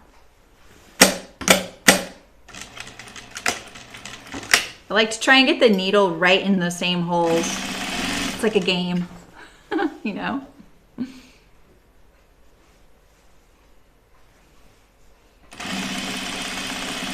Yeah, and you can get any label you want. You just have to get the same label. It's not like you can get 12 different labels, you know? Like if you're ordering business cards on Moo, you get like a different back on every business card. See, this wasn't so bad. If you turn the dress or the item, whatever you're doing, right side out and then you sew from the inside, it kind of makes it a little easier to manage. I forgot to rethread my machine. Isn't it amazing how little thread you really use? Like, have you ever accidentally forgotten to, like you'll tie off your thread? Like I just did. I cut my thread by accident tied it, and it only got to like here, like right up here. That's as far as it got. I could have done my other whole seam before the knot hit the needle, you know. Right, Megan? Exactly. You got to be good about using your labels, otherwise you're going to be kind of like, oh, why did I get these? But I thought it was really affordable. I can't remember what I paid, but if you're interested, I can look it up. Or just go through the process on their site. They have some pricing on there. And remember, I got the max number of colors. So you don't have to go all out.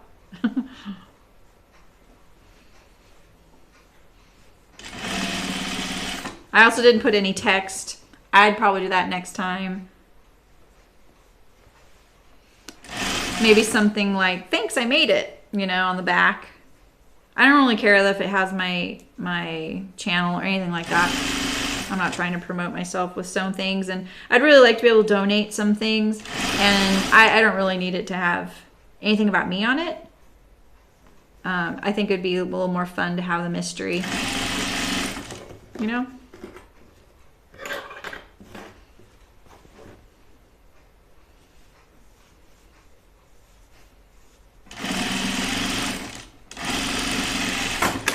All right, so now we're ready to do our straps and our facing, and then the hem, and then we're done, and then we have our buttons.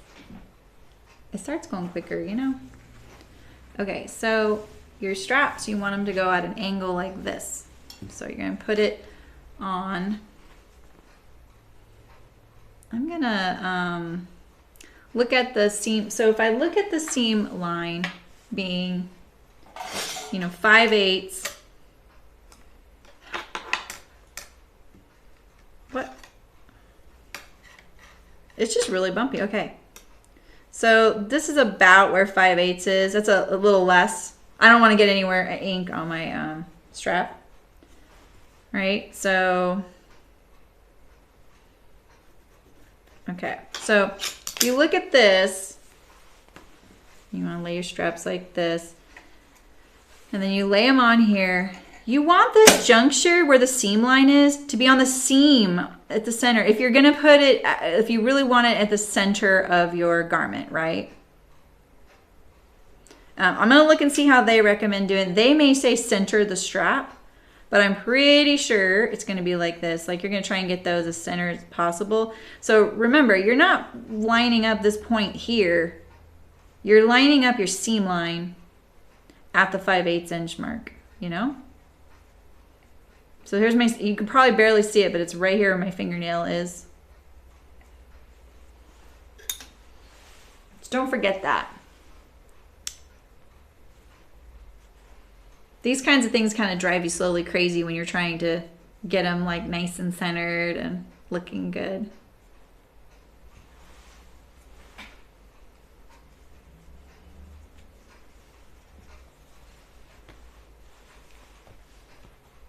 All right, I'm gonna do the side seams of my facing.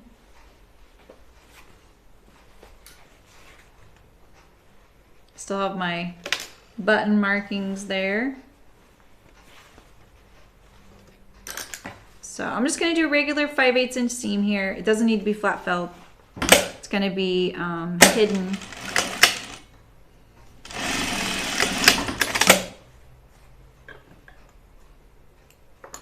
Trim it down if you want.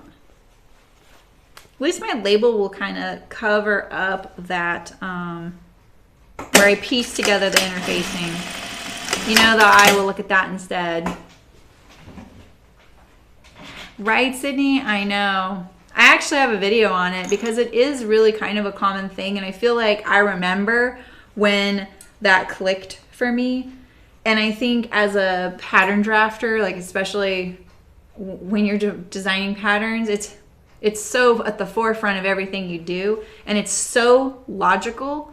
But for some reason, when you're sewing, you're looking at raw edges, you know? I was, Megan, I know, huh? I didn't know that, though. I knew that I didn't have enough. I didn't want to start with the full one. I think I might bind this edge. Let me go find a binding real quick.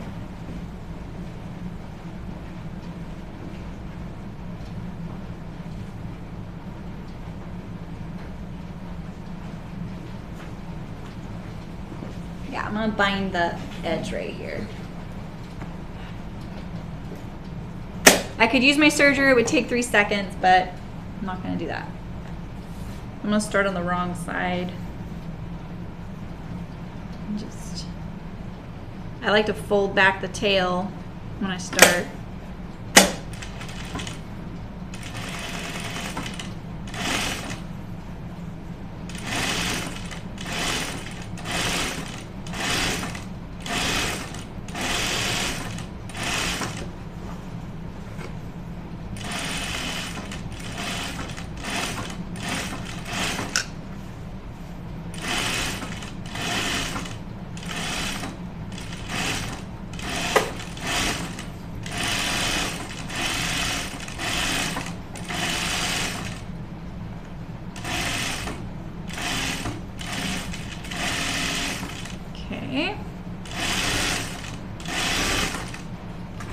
It's a good time to practice binding.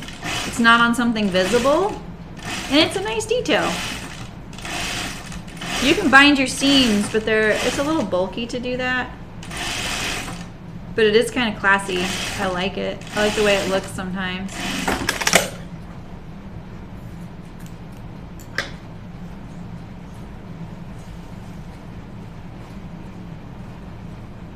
Oh, let's turn it to the right side. Yeah, right? I think so too. It's raining? Will it snow, Eliza? I think Megan at the beginning was either complaining that it wasn't snowing or it was snowing. I couldn't quite catch it. what it was.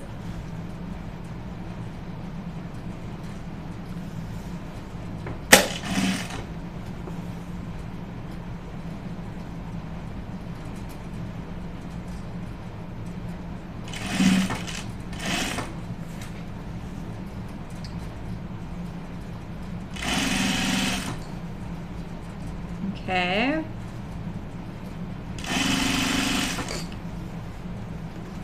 I picked this binding because it has some cream on it, so I can get away with using cream thread. I infamously use cream thread for just about everything. After today's stream, I'm recording the video to make the wallet. So just so you know, that is a pattern coming to Patreon, and all the subscribers on there are going to get the wallet pattern, and it's going to, what the heck? Oh, it's glued on there. And it'll be a little more polished than the other 3 patterns, just because I'm getting a little faster at it. It's still a free pattern though, so you know it's not going to be like what the project bag will be like when it comes out, but it'll still have a little bolded list of sewing instructions. It'll come with a dedicated video this time for folks sewing it, so you don't have to watch the wordy live stream.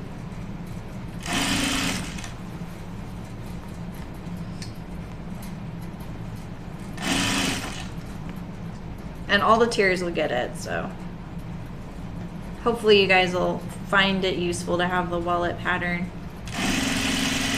I think they're fun to sew. It's one of those things where it's like, how many wallets do I really need? Because I just want to keep making them. I'm making one out of a cute dog print for the video. This is a lot of binding. Sorry, I'm almost done. I'm trying to go fast. I know you don't want to hear me instruct how to do it for the 18th millionth time, so I'm just doing it.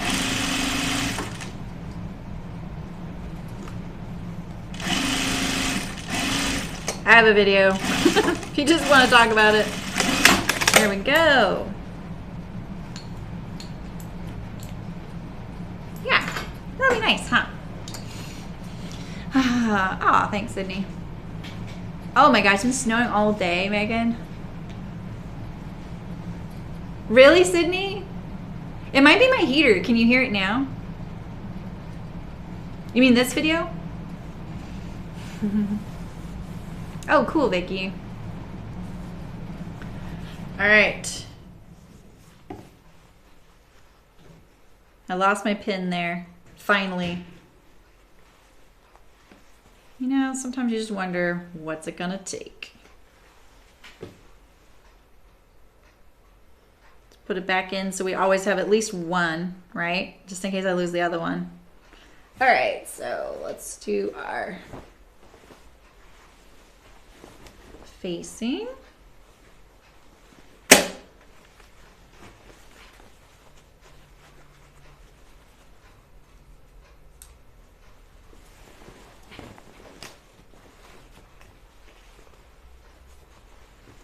Let's hope it all matches since we have a lot sewn now.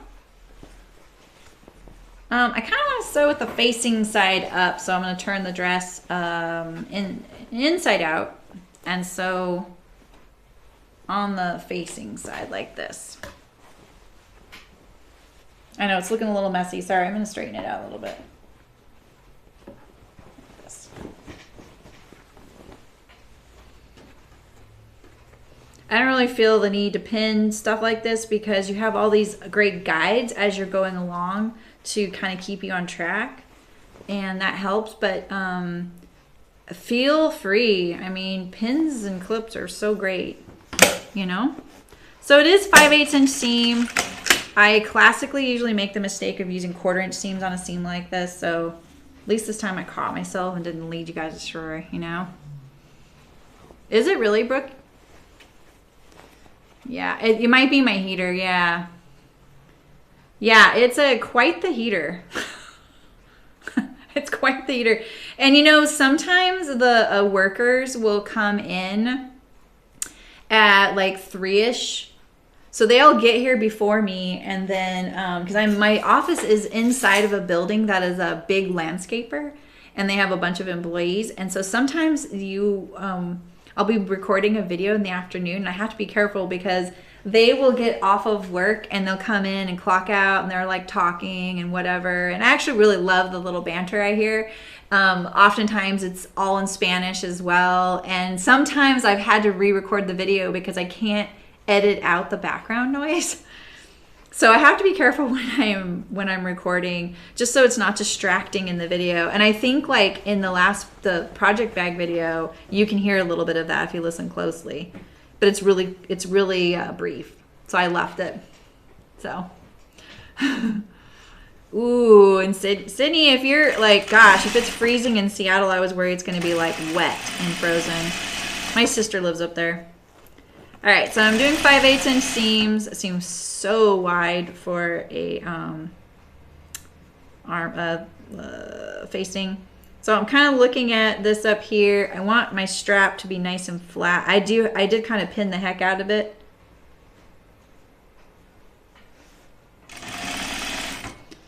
Let's see. Yep.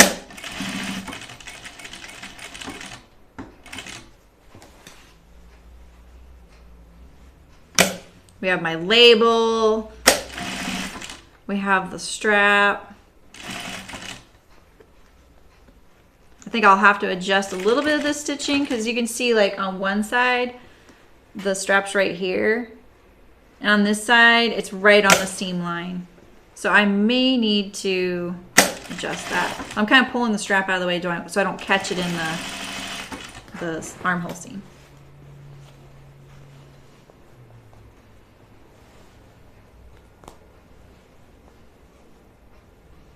So when you're looking at a flat felled seam, there's this edge that I stitched down, but that's not the seam line I'm matching up to. I'm matching the seam line on the outside. I'm also getting rid of my like thread tail, pulling it all the way into the seam allowance. Those are the kinds of things that make your sewing look really good, you know? Yeah, pin and hand base, that's fine. There's nothing wrong with that. I do that too.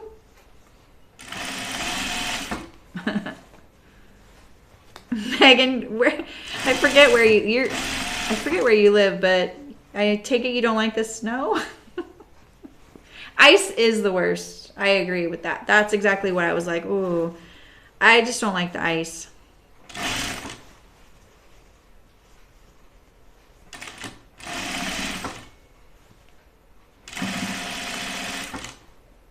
Yeah, Brooke and I always go to this show in February. I'm not going this year. And it's always this like, I feel like it's this like game of cat and mouse with the weather. And we're always talking about it, you know, and like we have so far not ever gotten stuck. Knock on wood, right, Brooke? Because there's been a couple years where we're like, I think we better leave now, or maybe we should leave tomorrow. And it has been a little, like last year I didn't stay and visit my sister because it looked like something was coming in.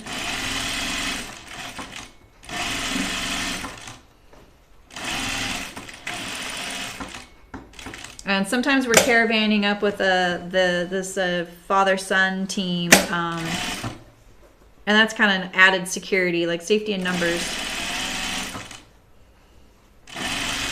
But they are slow. This is a Hearts Fabric make, Daphne, so they get to keep it. But I'm pretty eager to see how it fits me. All right, what I always do this. So when I come, I'm going to show you what I do wrong. Okay, when I start these underarms, every time I start them, I think, oh, this time I'm going to do it at a nice, gentle curve. You see that?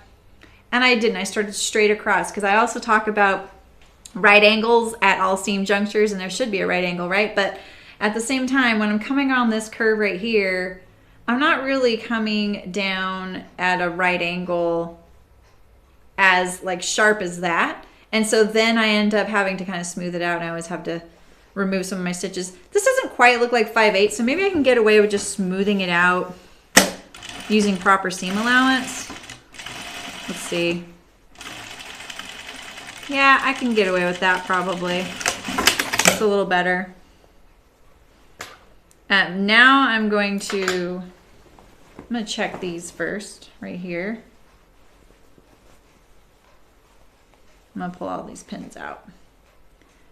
I have a feeling I'm gonna need to doctor this up a little, so I'm gonna kind of do it right now before I turn it, because I can see there's the strap and the strap's over here. So I think I'm making sure there's the seam. I got the strap right on the seam, so that's great. So I'm just gonna bring this in a tiny bit right there, and I think it'll be good. That way I don't have like the top tab of the back with the straps, and then like part of the tab is sticking over a little bit from the strap. You know it when it happens, you know? Oh my gosh. Oh, that's right, Jan. My parents loved Julian. All right, so I'm gonna clip these corners here.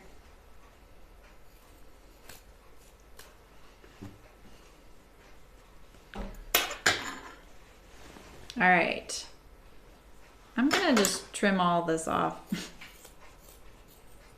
I really want to trim down all of this seam allowance here. I need to trim down at least it's for the reason of the curve. So I'm gonna trim it down. This is why you might as well just do a 1/4 inch seam.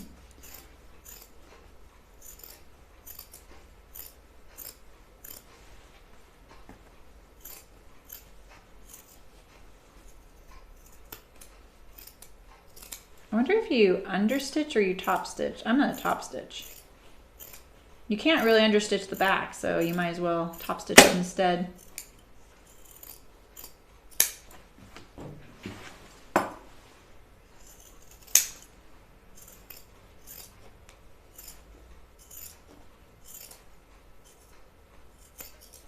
That made me nervous. Going over that thickness of the center seam, I was like, oh God, I think I'm cutting the dress. We're almost done. Took my sweet time, didn't I? I'm hungry.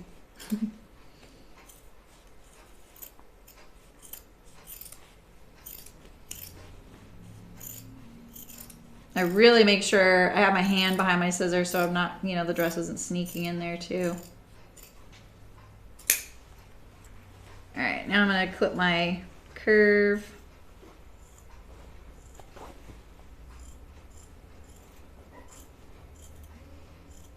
That's this bottom curve where I double stitch this.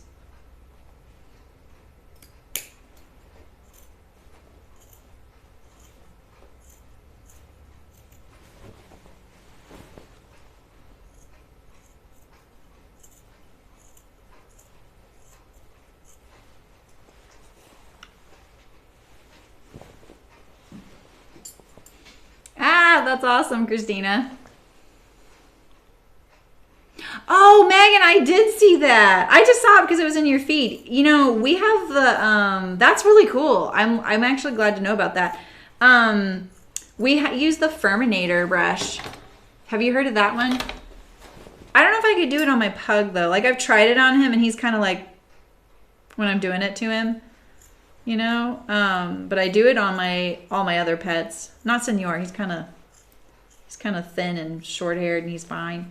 But I do it on Molly and I use it on Haku for sure. My cat and my dog. But yeah, I was gonna look into that one. It looks more like a curry comb, but not in the shape of a curry comb, right? Like what horse owners use.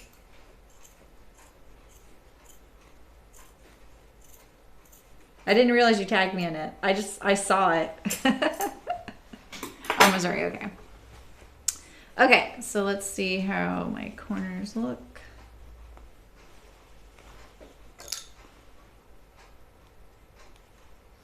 So I'm wondering how best to deal with the length of the straps, because I think if this was for me, I would fix the length of the strap so that it didn't need to adjust much and the edge would be not a really long tail hanging off of it. But because this is for someone else, I'm gonna finish the edge of the strap, but I'm not going to cut it. I'm not gonna trim it off, you know? Because remember, we left this edge raw. Oh, that's good to know, Jan. Okay, well, we really wanted this to hang down, and it's not doing that. See, I remember, I knew that it wouldn't do that. Why did I still do it that way? I'm going to have to use some stitches.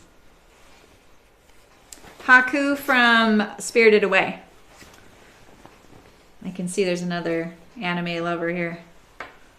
We used to have cats named Chihiro and Haku from the little boy and girl from Spirited Away.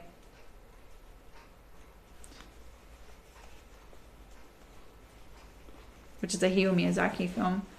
All right, so now we can, let's press the facing. I almost said stream ending.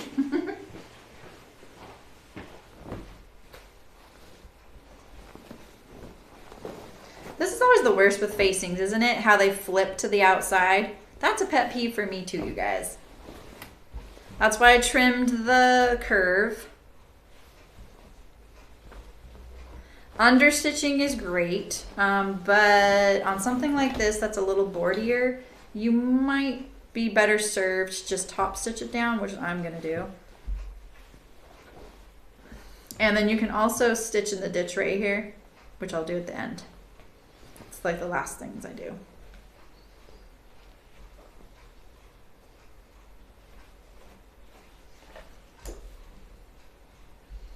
It's looking nice and finished, huh?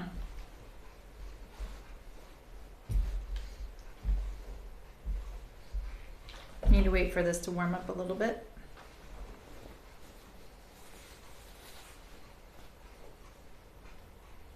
But what we could do is we can just, so I think if you knew what your strap length was, you could have sewn across the end of it before you turned it.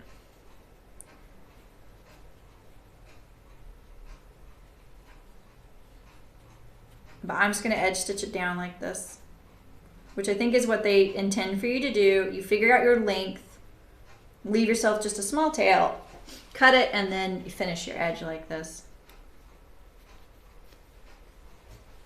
You know?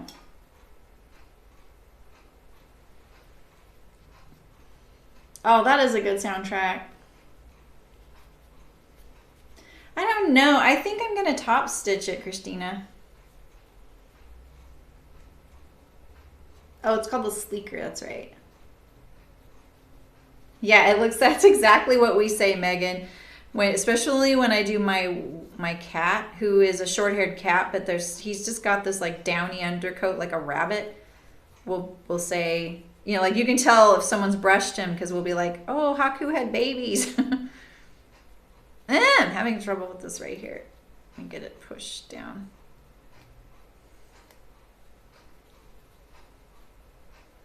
I really brushed my pets a lot before. I don't do it as much lately, mainly because Haku's always hiding.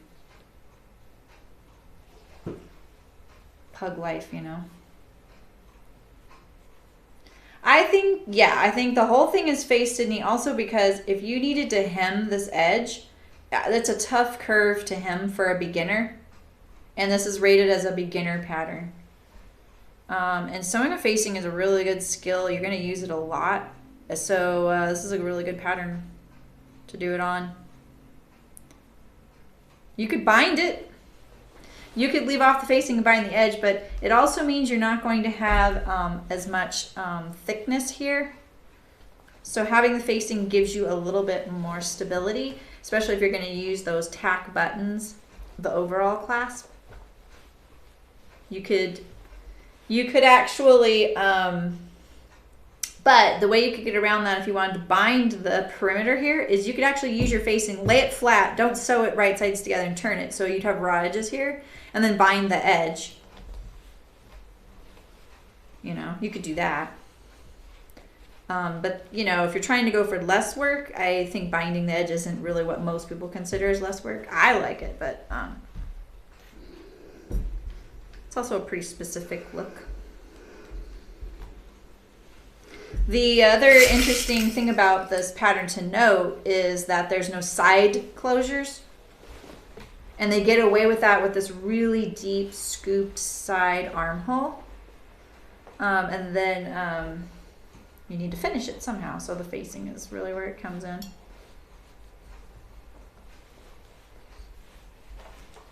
I always try and iron it so I can see the outer fabric a little bit. I can always correct that a little bit. I just pulled my pin out. I felt it.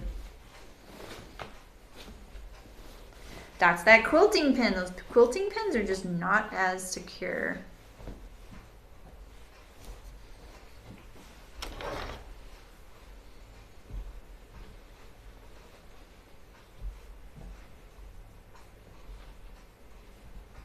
That's awesome.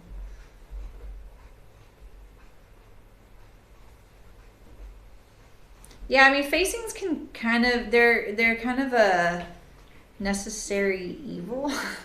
I don't want to say evil. I like facings.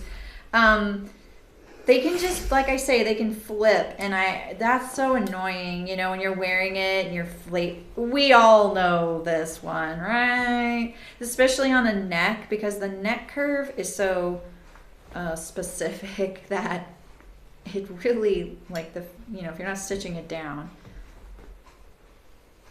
the facing can really pop out, and that's a bummer.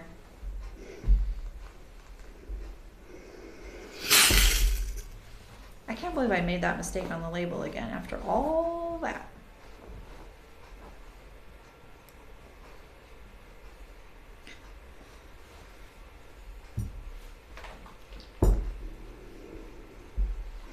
This is laying really nice. I'm not forcing it in any way. I press it like that, and then now I'm gonna look at it from the right side. Like this.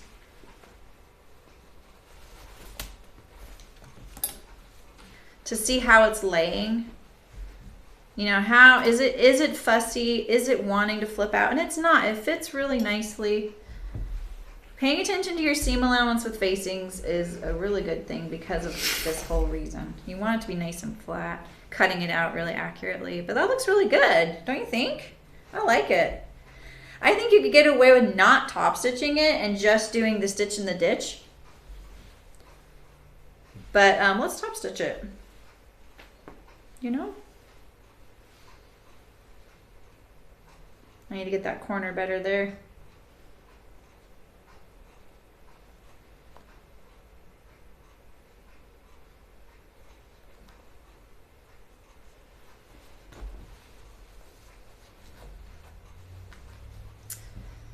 It's exactly what I did on the cascade.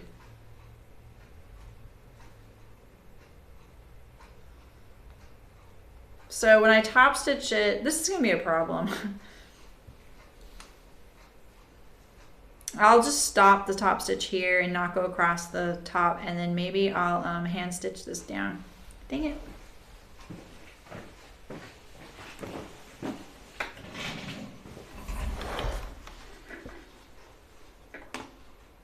Yeah, I think the binding actually turned out really good. You know? All right, yeah, so let's do the top stitching. I'm gonna turn the garment inside out so I can do it on the right side. And I'll just start at the back, because now that I've decided I won't go across the top, you don't have to. That'll be my start and stop point. So I'll start at the back and go all the way across the front in one continuous stitch. Oh, and I need to do my ends of my straps, so let's do those.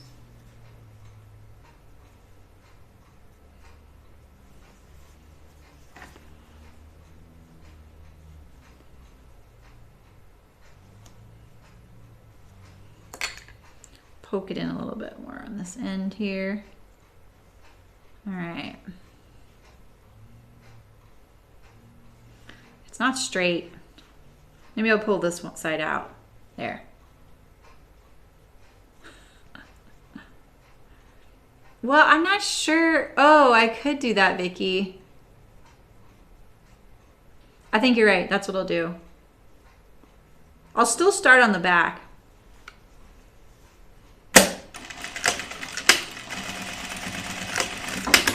If you ever I meant to mention this when I was making these straps. If you're ever making straps like this, whether it's for a bag or a garment, and you're using a fabric that's so thick you can't turn it right side out, what you can do is just fold it wrong sides together along the fold line, and then fold in your seam allowances, and then just edge stitch it.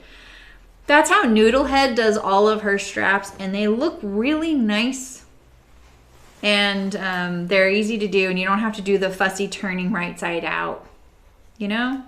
So, like, say you've interfaced it or whatever, just note that you don't have to turn them. I've definitely run into that before. I handmade all my straps on my making backpack, and then all the other backpacks I used webbing except for one. I made the straps again, I made the straps on that purse by her, and when we did that, I was reminded that worked so well, you know. All right, so yeah, I think you're right. I'm still gonna start on the back, but I'm gonna lift the label up like this. Of course, Vicky, you're genius. Why didn't I think of that? I'm gonna do about 1/8 of an inch away.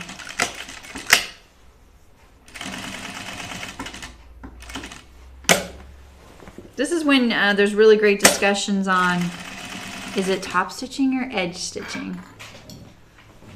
Yeah, exactly, Terry. Yeah, I mean, it works really well, and you get such a nice crisp edge, and you can control the way it looks. I mean, really, I like doing it for everything. I know I deviated from the instructions a bit on how I sewed the seams together on this project and how I finished the edge of the facing. But the other things, like making the strap and the order of operations, I tried to remain true to the pattern for anyone who needs it. I forgot to check my corner. Remember, I needed to check my corner.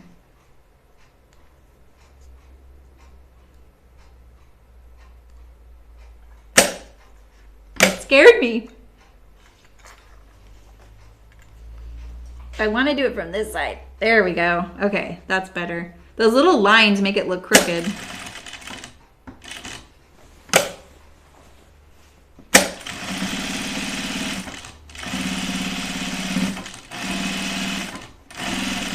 I think this is going to look really cute on Lexi. She does a lot of the modeling for some of the things that I send in the pictures.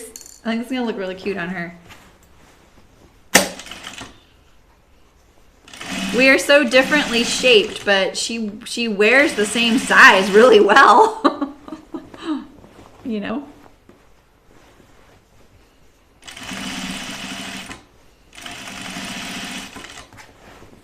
She's a lot taller and thinner than me.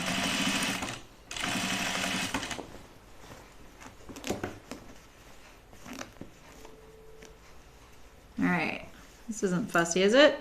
It all of a sudden looked kind of fussy right there.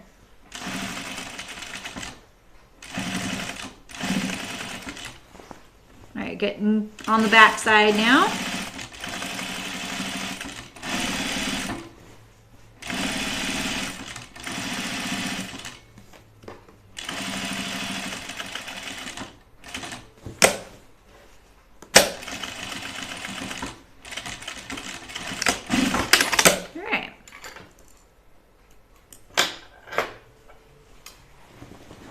I'm going to do the hem real quick. I'm just going to do a rolled hem. Then we'll do our button, and we're done.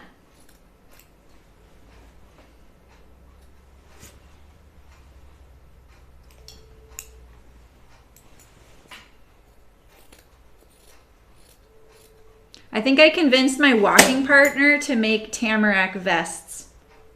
They won't be matching, but you know.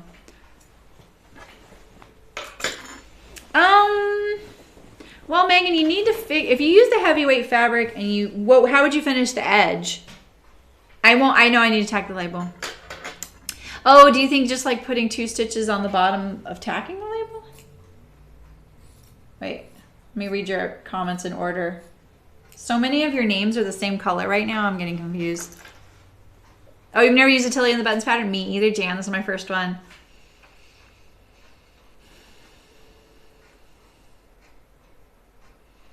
Oh, cool. You're making this one too, Eliza. That's right. No, Sydney. This is part of the sponsorship. I asked them. I was like, hey, you know, would you ever want someone to sew samples for the store? Because I get to keep the pattern. And if there's like been one time where I had to send the pattern back, but I could make a tracing of it, I was allowed to do that. And it was just because they didn't have time to trace it for me. In the case of the 40s or the apron that we did, the reversible 1 yard, Decades of Style gave me that pattern. They wanted to chip in on the sponsorship. So, I wanted to not accrue a lot of clothes. It's not helping that. Hi, Debbie. Welcome. It's not helping that as much as I'd like because they send me things I really want to make and then I want to have them myself. But it is a way for me not to make so many things for me because I really don't need, like we made 53 things last year and I thought it was going to be a lot less than that. But if we're making one thing a week, it's like, even if I take a few weeks off, some weeks we do more than one. It's just too many things. You know? This was where I started my bobbin. Remember my bobbin ran out?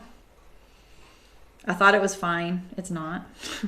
So I'm just fussing with it. I'm getting into the quality control stage of the garment. I start looking it over as I'm getting to the end and dealing with things as soon as I see them so I don't forget them. All right, I just want to put my hem on the back side here. Started on there, so. Oh, that's cool, Jan. Yeah, and they definitely seem geared towards someone who may not know what the right side of the fabric or the wrong side of the fabric is, and I think that's so great.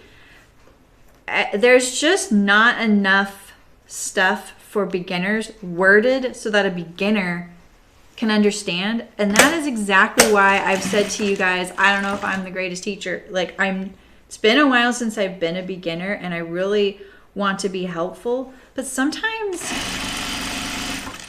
I just don't remember, you know, what it was I was struggling with and, you know, what lingo or whatever. And the funny thing is I come across this in video games all the time. And it was so funny recently. I was hanging out with a friend. He was playing one game. I was playing my game. And we were just chatting. And so he was watching a YouTube video in between his game, like rounds of his game, because he was playing a multiplayer game, which means he was playing against other real people, not against AI, like artificial people. AI, like artificial intelligence, or they call them NPCs, which is like a, you know, a robot in the game, right? So he said, I'm watching this really interesting video series, Jeremy, and it reminds me of you. And I was like, oh God, what does that mean? You know, is it someone really bad? You know, I didn't know what he meant. And it was this guy who is a professional, like that's what he does. He uploads videos of making, you know, playing video games, and maybe probably he's a live streamer. I don't know who it was. Well, his girlfriend doesn't play them and has never. And so he realized what she didn't know was so like never explained in a game. And so he sat her down and she played multiple different games on different platforms. So she played on a console, which is like a PlayStation or an Xbox. She played on a PC, you know, desktop computer, and she played on like a Nintendo Switch or something. And he didn't give her any instruction. He just let her play the game. And then he narrated it afterward, you know, and he was all, I can't believe how much I take for granted in games that is never explained to someone if they've never played a game before. And I've told my friends this from day one. They would say, reload your gun, reload your gun. And I'm like, what do you mean? They don't ever explain to you that you press square to reload your gun, right? Everybody just knows that. So when I first switched to my second game ever, they have you reload the game by pressing a different button. And I was telling my friend, I was like, oh, it's so nice in this game I'm playing, you can actually reload your gun. And he was all, what do you mean you can reload your gun? You can always do that. You just press square. And I was like, what are you talking about? And I had met him in this other game we were playing, and I didn't know that. And he was like, well, how do you reload your gun? I'm like, I just wait for it to run out and then it goes back. You know, we're playing as plants and vegetables and fake little zombies. It's a cute game. It's not a big deal, you know. I'm playing as a sunflower, you know.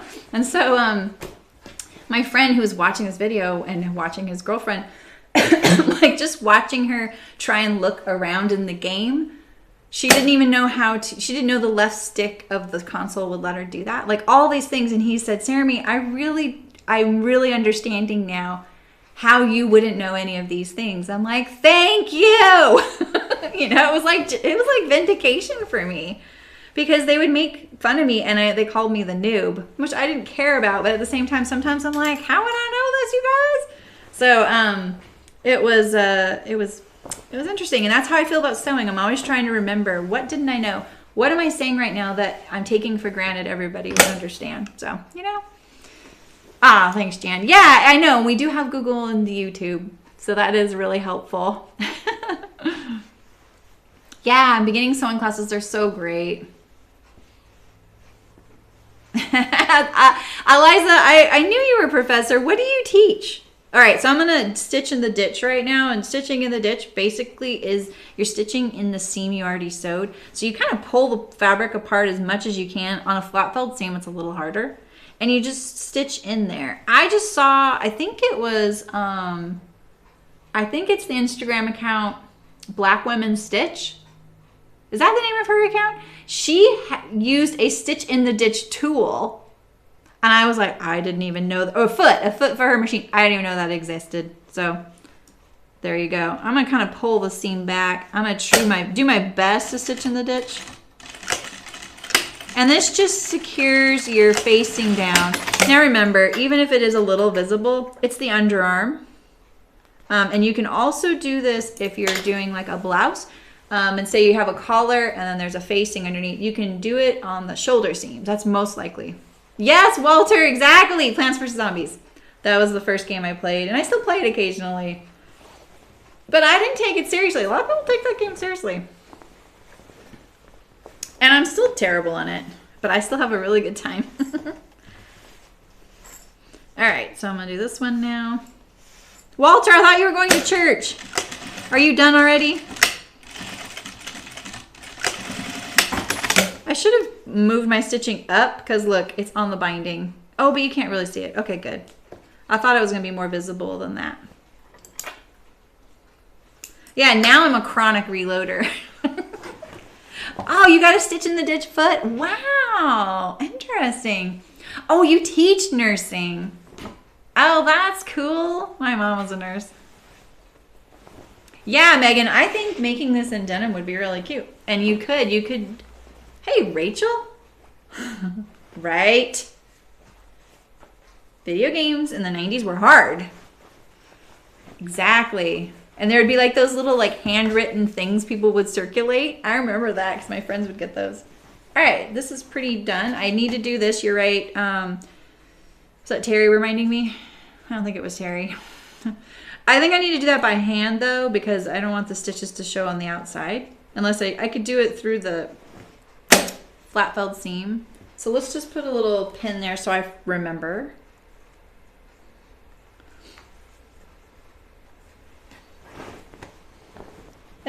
This is really cute. What do you think, Megan? Are you more won over by this pattern now?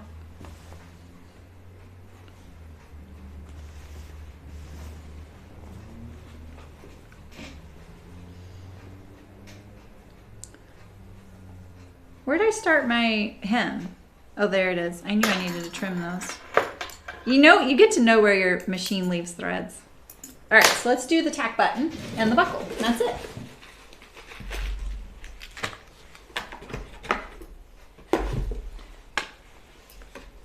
So this is my handy dandy, uber fancy table protector.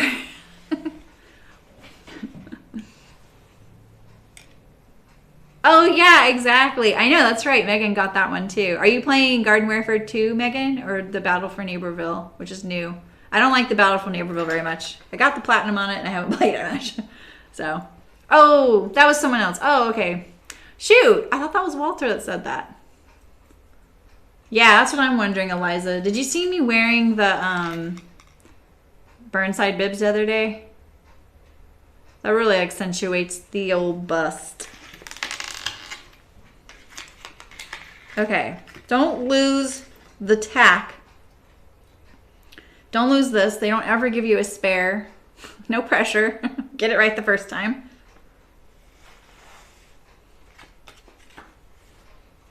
I like to do this. Where's my other button? I have a spares.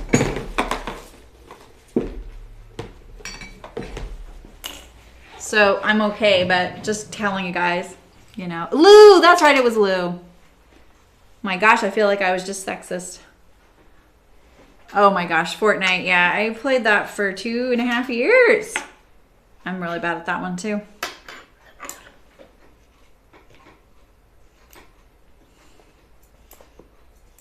Really?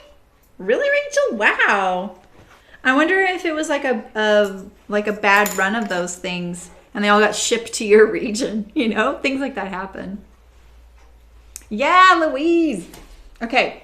So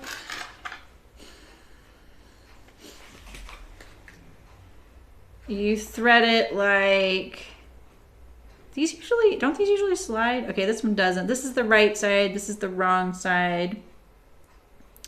It goes like this. And I think like this. And I think like this, right?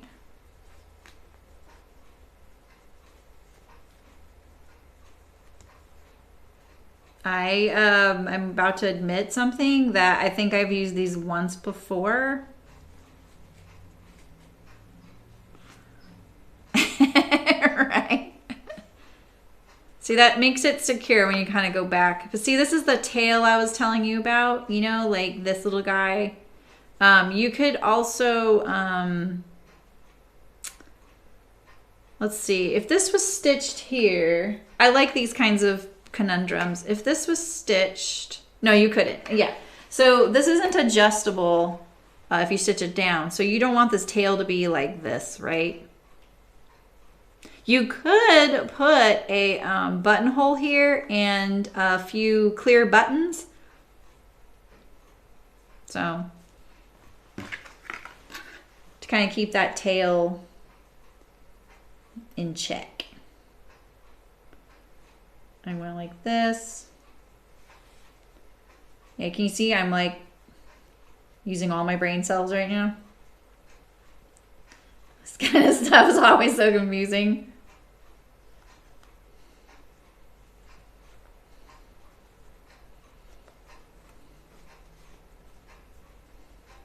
Okay, so I have that much out. So we want to pull this one. All right, so we have those roughly the same. We just need to do the tack button. And I lost both my pens after all of that. All right, I'm just gonna eyeball it. Can you believe that? After all that, I was making sure I always had at least one or two there. I can still see where that one is. It's right here. What the heck? I want my money back. Dang. All right, so like this, and then like this. All right, I'm gonna do it from the back. Let's get rid of these threads here.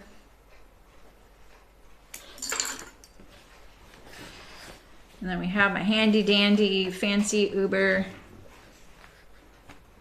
table protector, which is just a bunch of layers of stiffener. You need to make a hole for the tack button. I just like to put my awl through. I like to try to make the tightest hole possible. And it's kind of threaded, but not like a screw. It's got ridges on it. You aim it on that, put your button flat, and then I like to hold the fabric down like this and then make sure the tack is straight. Like I said, getting it level is really really important. What's wrong, Rachel? Does the pattern leave that free or stitched down? Louise, I think, oh, you're talking about the straps, right? I think it says figure out where you want them and then stitch it down. I think I read about that. But, you know, you might want them to sit lower or higher depending on your garment. Okay. So I definitely like to use this. I kind of get it going a little bit. I usually don't do this on my machine either. And then I kind of get it going and then I whack it hard. And so then you get it on there. It feels pretty straight. You can feel it a little bit when it's not. But hey, faster than buttons and buttonholes, right? Oh, losing the... I know, right, Rachel? Come on, I worked really hard to keep track of those things. I mean, you know, logic. You can use logic. Visually, I think it's pretty easy to place these. So yeah, make the hole.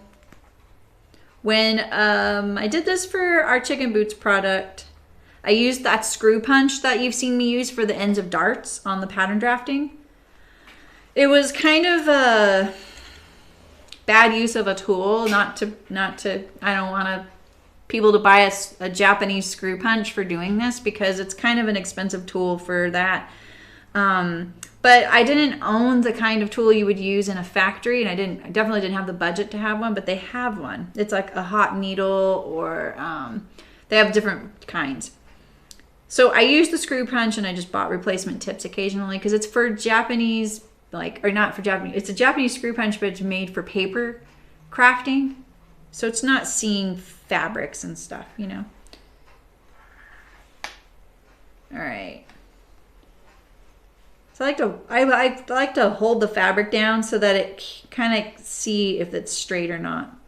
It's my test. So this is a little easy to get my fingers with. I'll try the hammer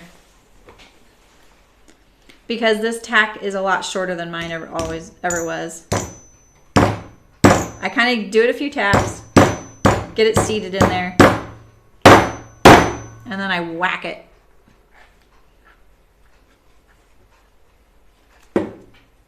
You don't want it to be, you don't want a lot of space right here. You want it to be nice and snug to the fabric, because that'll eventually rip out of your garment. So don't be shy about it. You can't watch. It's done, Louise. You're okay.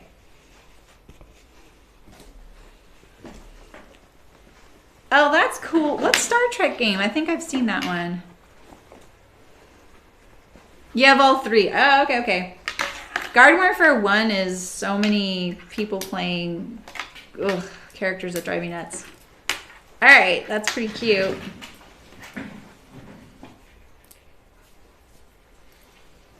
It's pretty cute. Those pockets look a little low. Oh, but they're not. That's where my back pockets are. It would be nice, sorry. It would be nice to have a practice button, right? But no. All right, let's, I would do this as soon as I went off camera anyway, so might as well just do it with you. I'm just gonna tack my label down. But these are done. Yeah, I think that they turned out really great. I'll try and do a, I need to still iron the hem, but I'll do a, maybe a home sew catwalk on Monday so you can see what it's like.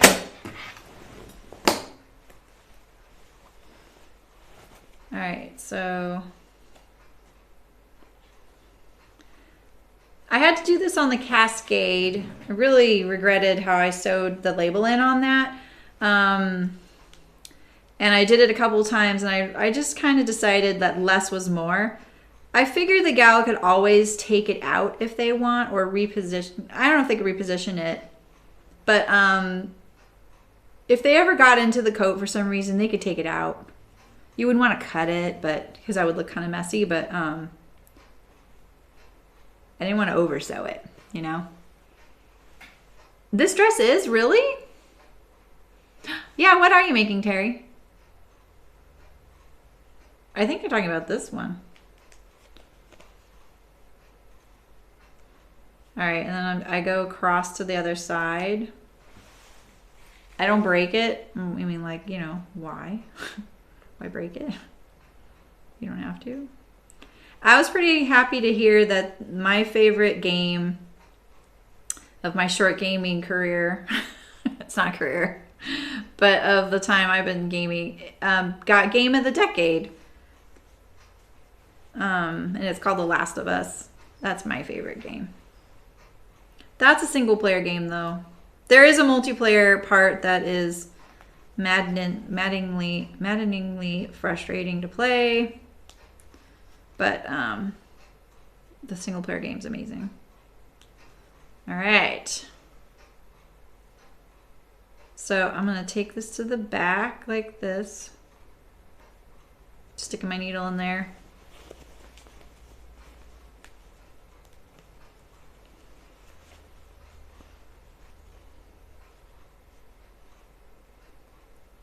Like this.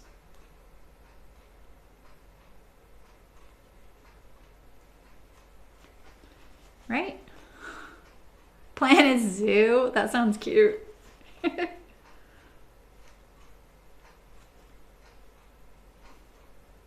Will I model it? Yes. Monday. I'll do a home sew catwalk post probably on Instagram.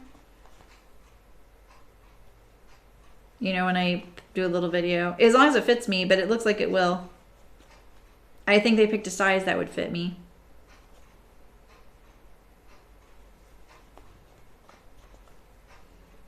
All right, so here we go. We're done. I'm still loving these needles, the side threading needles. I like them a lot. Let's see. What?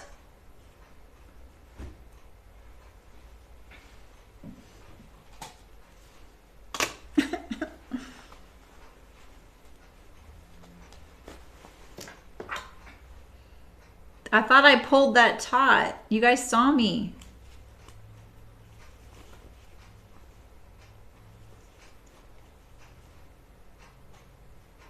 Okay, there we go.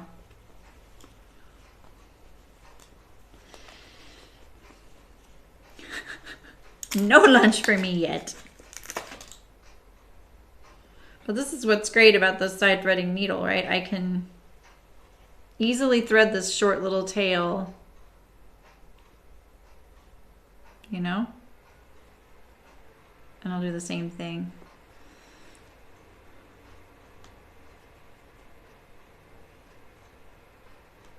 Oh, I actually saw a streamer playing that. The sandbox games. What are those? Are those like kid games? Ooh, or is that a brand? I don't know. Right now I'm playing Assassin's Creed Odyssey. I've never played an Assassin's Creed game. Oh my gosh, Louise, really? Wow, I'm late to this one, aren't I?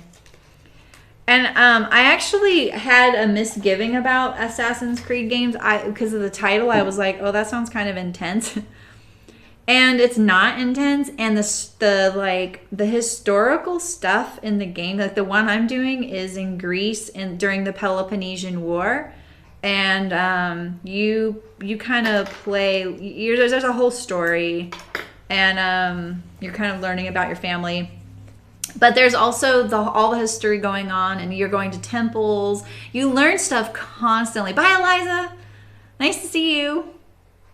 You're back to work now, right? But at least now you have your coat to keep you warm. Sim games. Oh, right. So, yeah, so the Assassin's Creed Odyssey thing is really cool. It's like you can work for the Athenians, you can work for the Spartans, and then you're learning about like all the like gods and altars and stuff like that. It's really cool. Like I'm really loving all the history with it. You know, it's just like fascinating and it's beautiful and it's not hard to play. You know, which is great. I've really played a lot of it lately. Okay, it's done. Yay! It's so cute.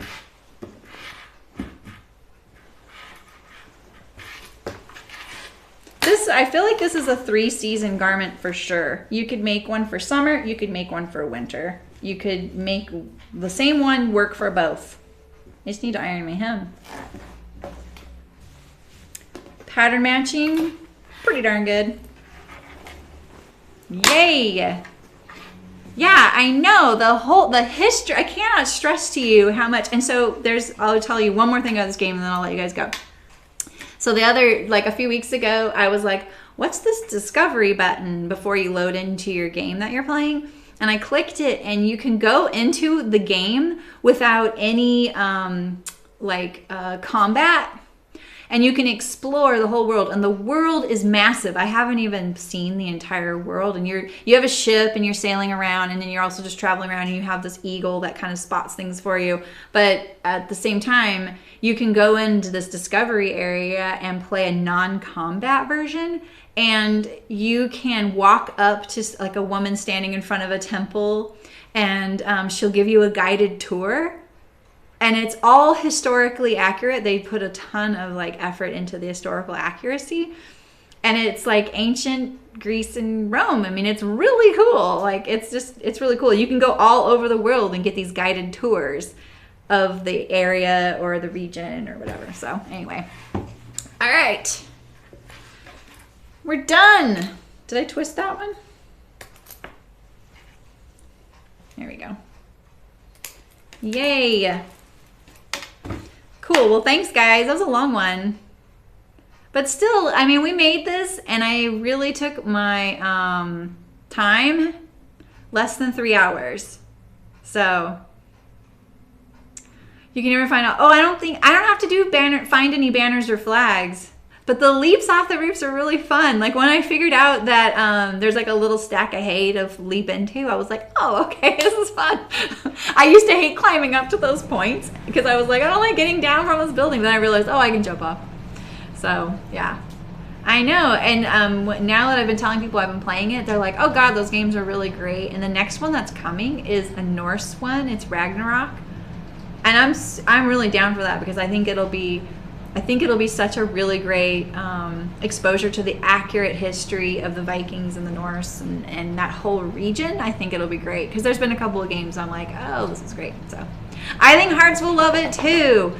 So next week, Daphne, I'm going to do some sewing for the Australia bushfire animals that need some joey pockets, opossums, and wallabies.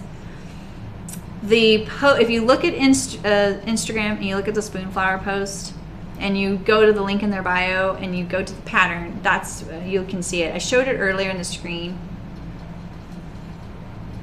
Yeah, that's funny. So if you want to see it real quick, I can show you what we're doing next week. It's just something I can do. Just check needs, Sarami. What does that mean?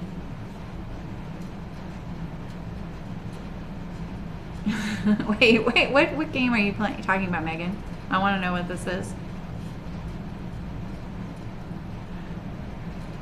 Okay, so here, I'm going to show you my computer. Wait, here we go.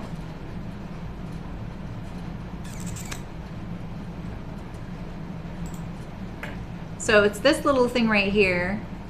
This little joey pocket. That's what I'm going to be making. I'm going to try and make 20. There is the fabric requirements there,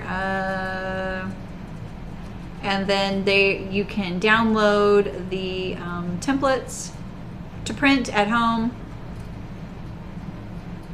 Full instructions right here. So you sew a strap, it's fully lined, it just needs to be washable. So I'm on the hunt right now for some flannel that I can get quickly and affordably. I'm asking around for some donations to see maybe if I can get someone to send it to me. So that's my plan right now. So that's what I'm doing next week. So sorry, I'm not making a project for all of us.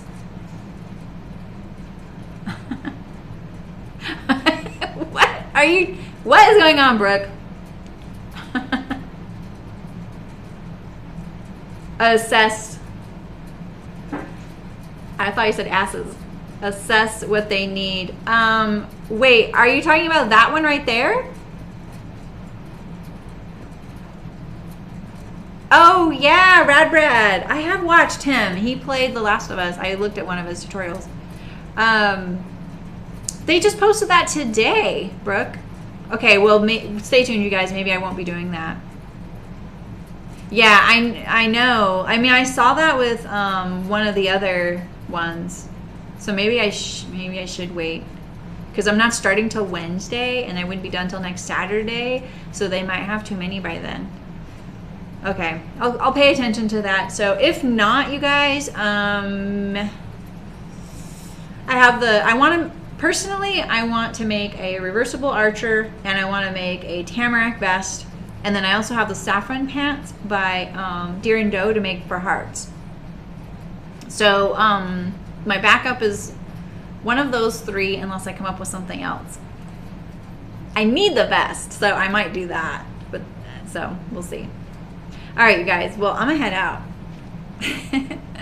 I hope hopefully that makes sense.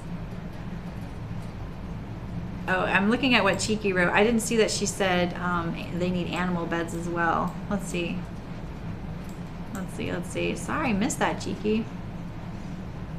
I'm sure she's not there anymore, but I see you guys in Twitch. Thanks for tuning in. All right, you guys. Thanks for coming. Yeah, thank you. All right, I will see you guys on Wednesday with something. I don't know what it is. Any ideas, let me know. And if you're a Patreon patron, watch for the wallet pattern. It'll be there early in the week. I'm going to record the video after lunch today. And I just need to tidy up the pattern pieces, but everything else is ready. So it'll just I take Mondays off. So Sunday, Mondays are my days off, but I'll still work on it. So just watch for that. And if you're not a Patreon subscriber and you become one, you get access to anything I've ever uploaded on there, just so you know. And you can look on my website, soso.live, for any details about that as far as the patterns go. If you click that tab at the top, you'll get there. So, all right, you guys, I'll see you guys Wednesday. Have a great weekend. Stay warm or stay cool wherever you are in the world. I know you're all over the place, and I really appreciate you coming by. Yeah, so thanks. I'll talk to you guys later. Bye.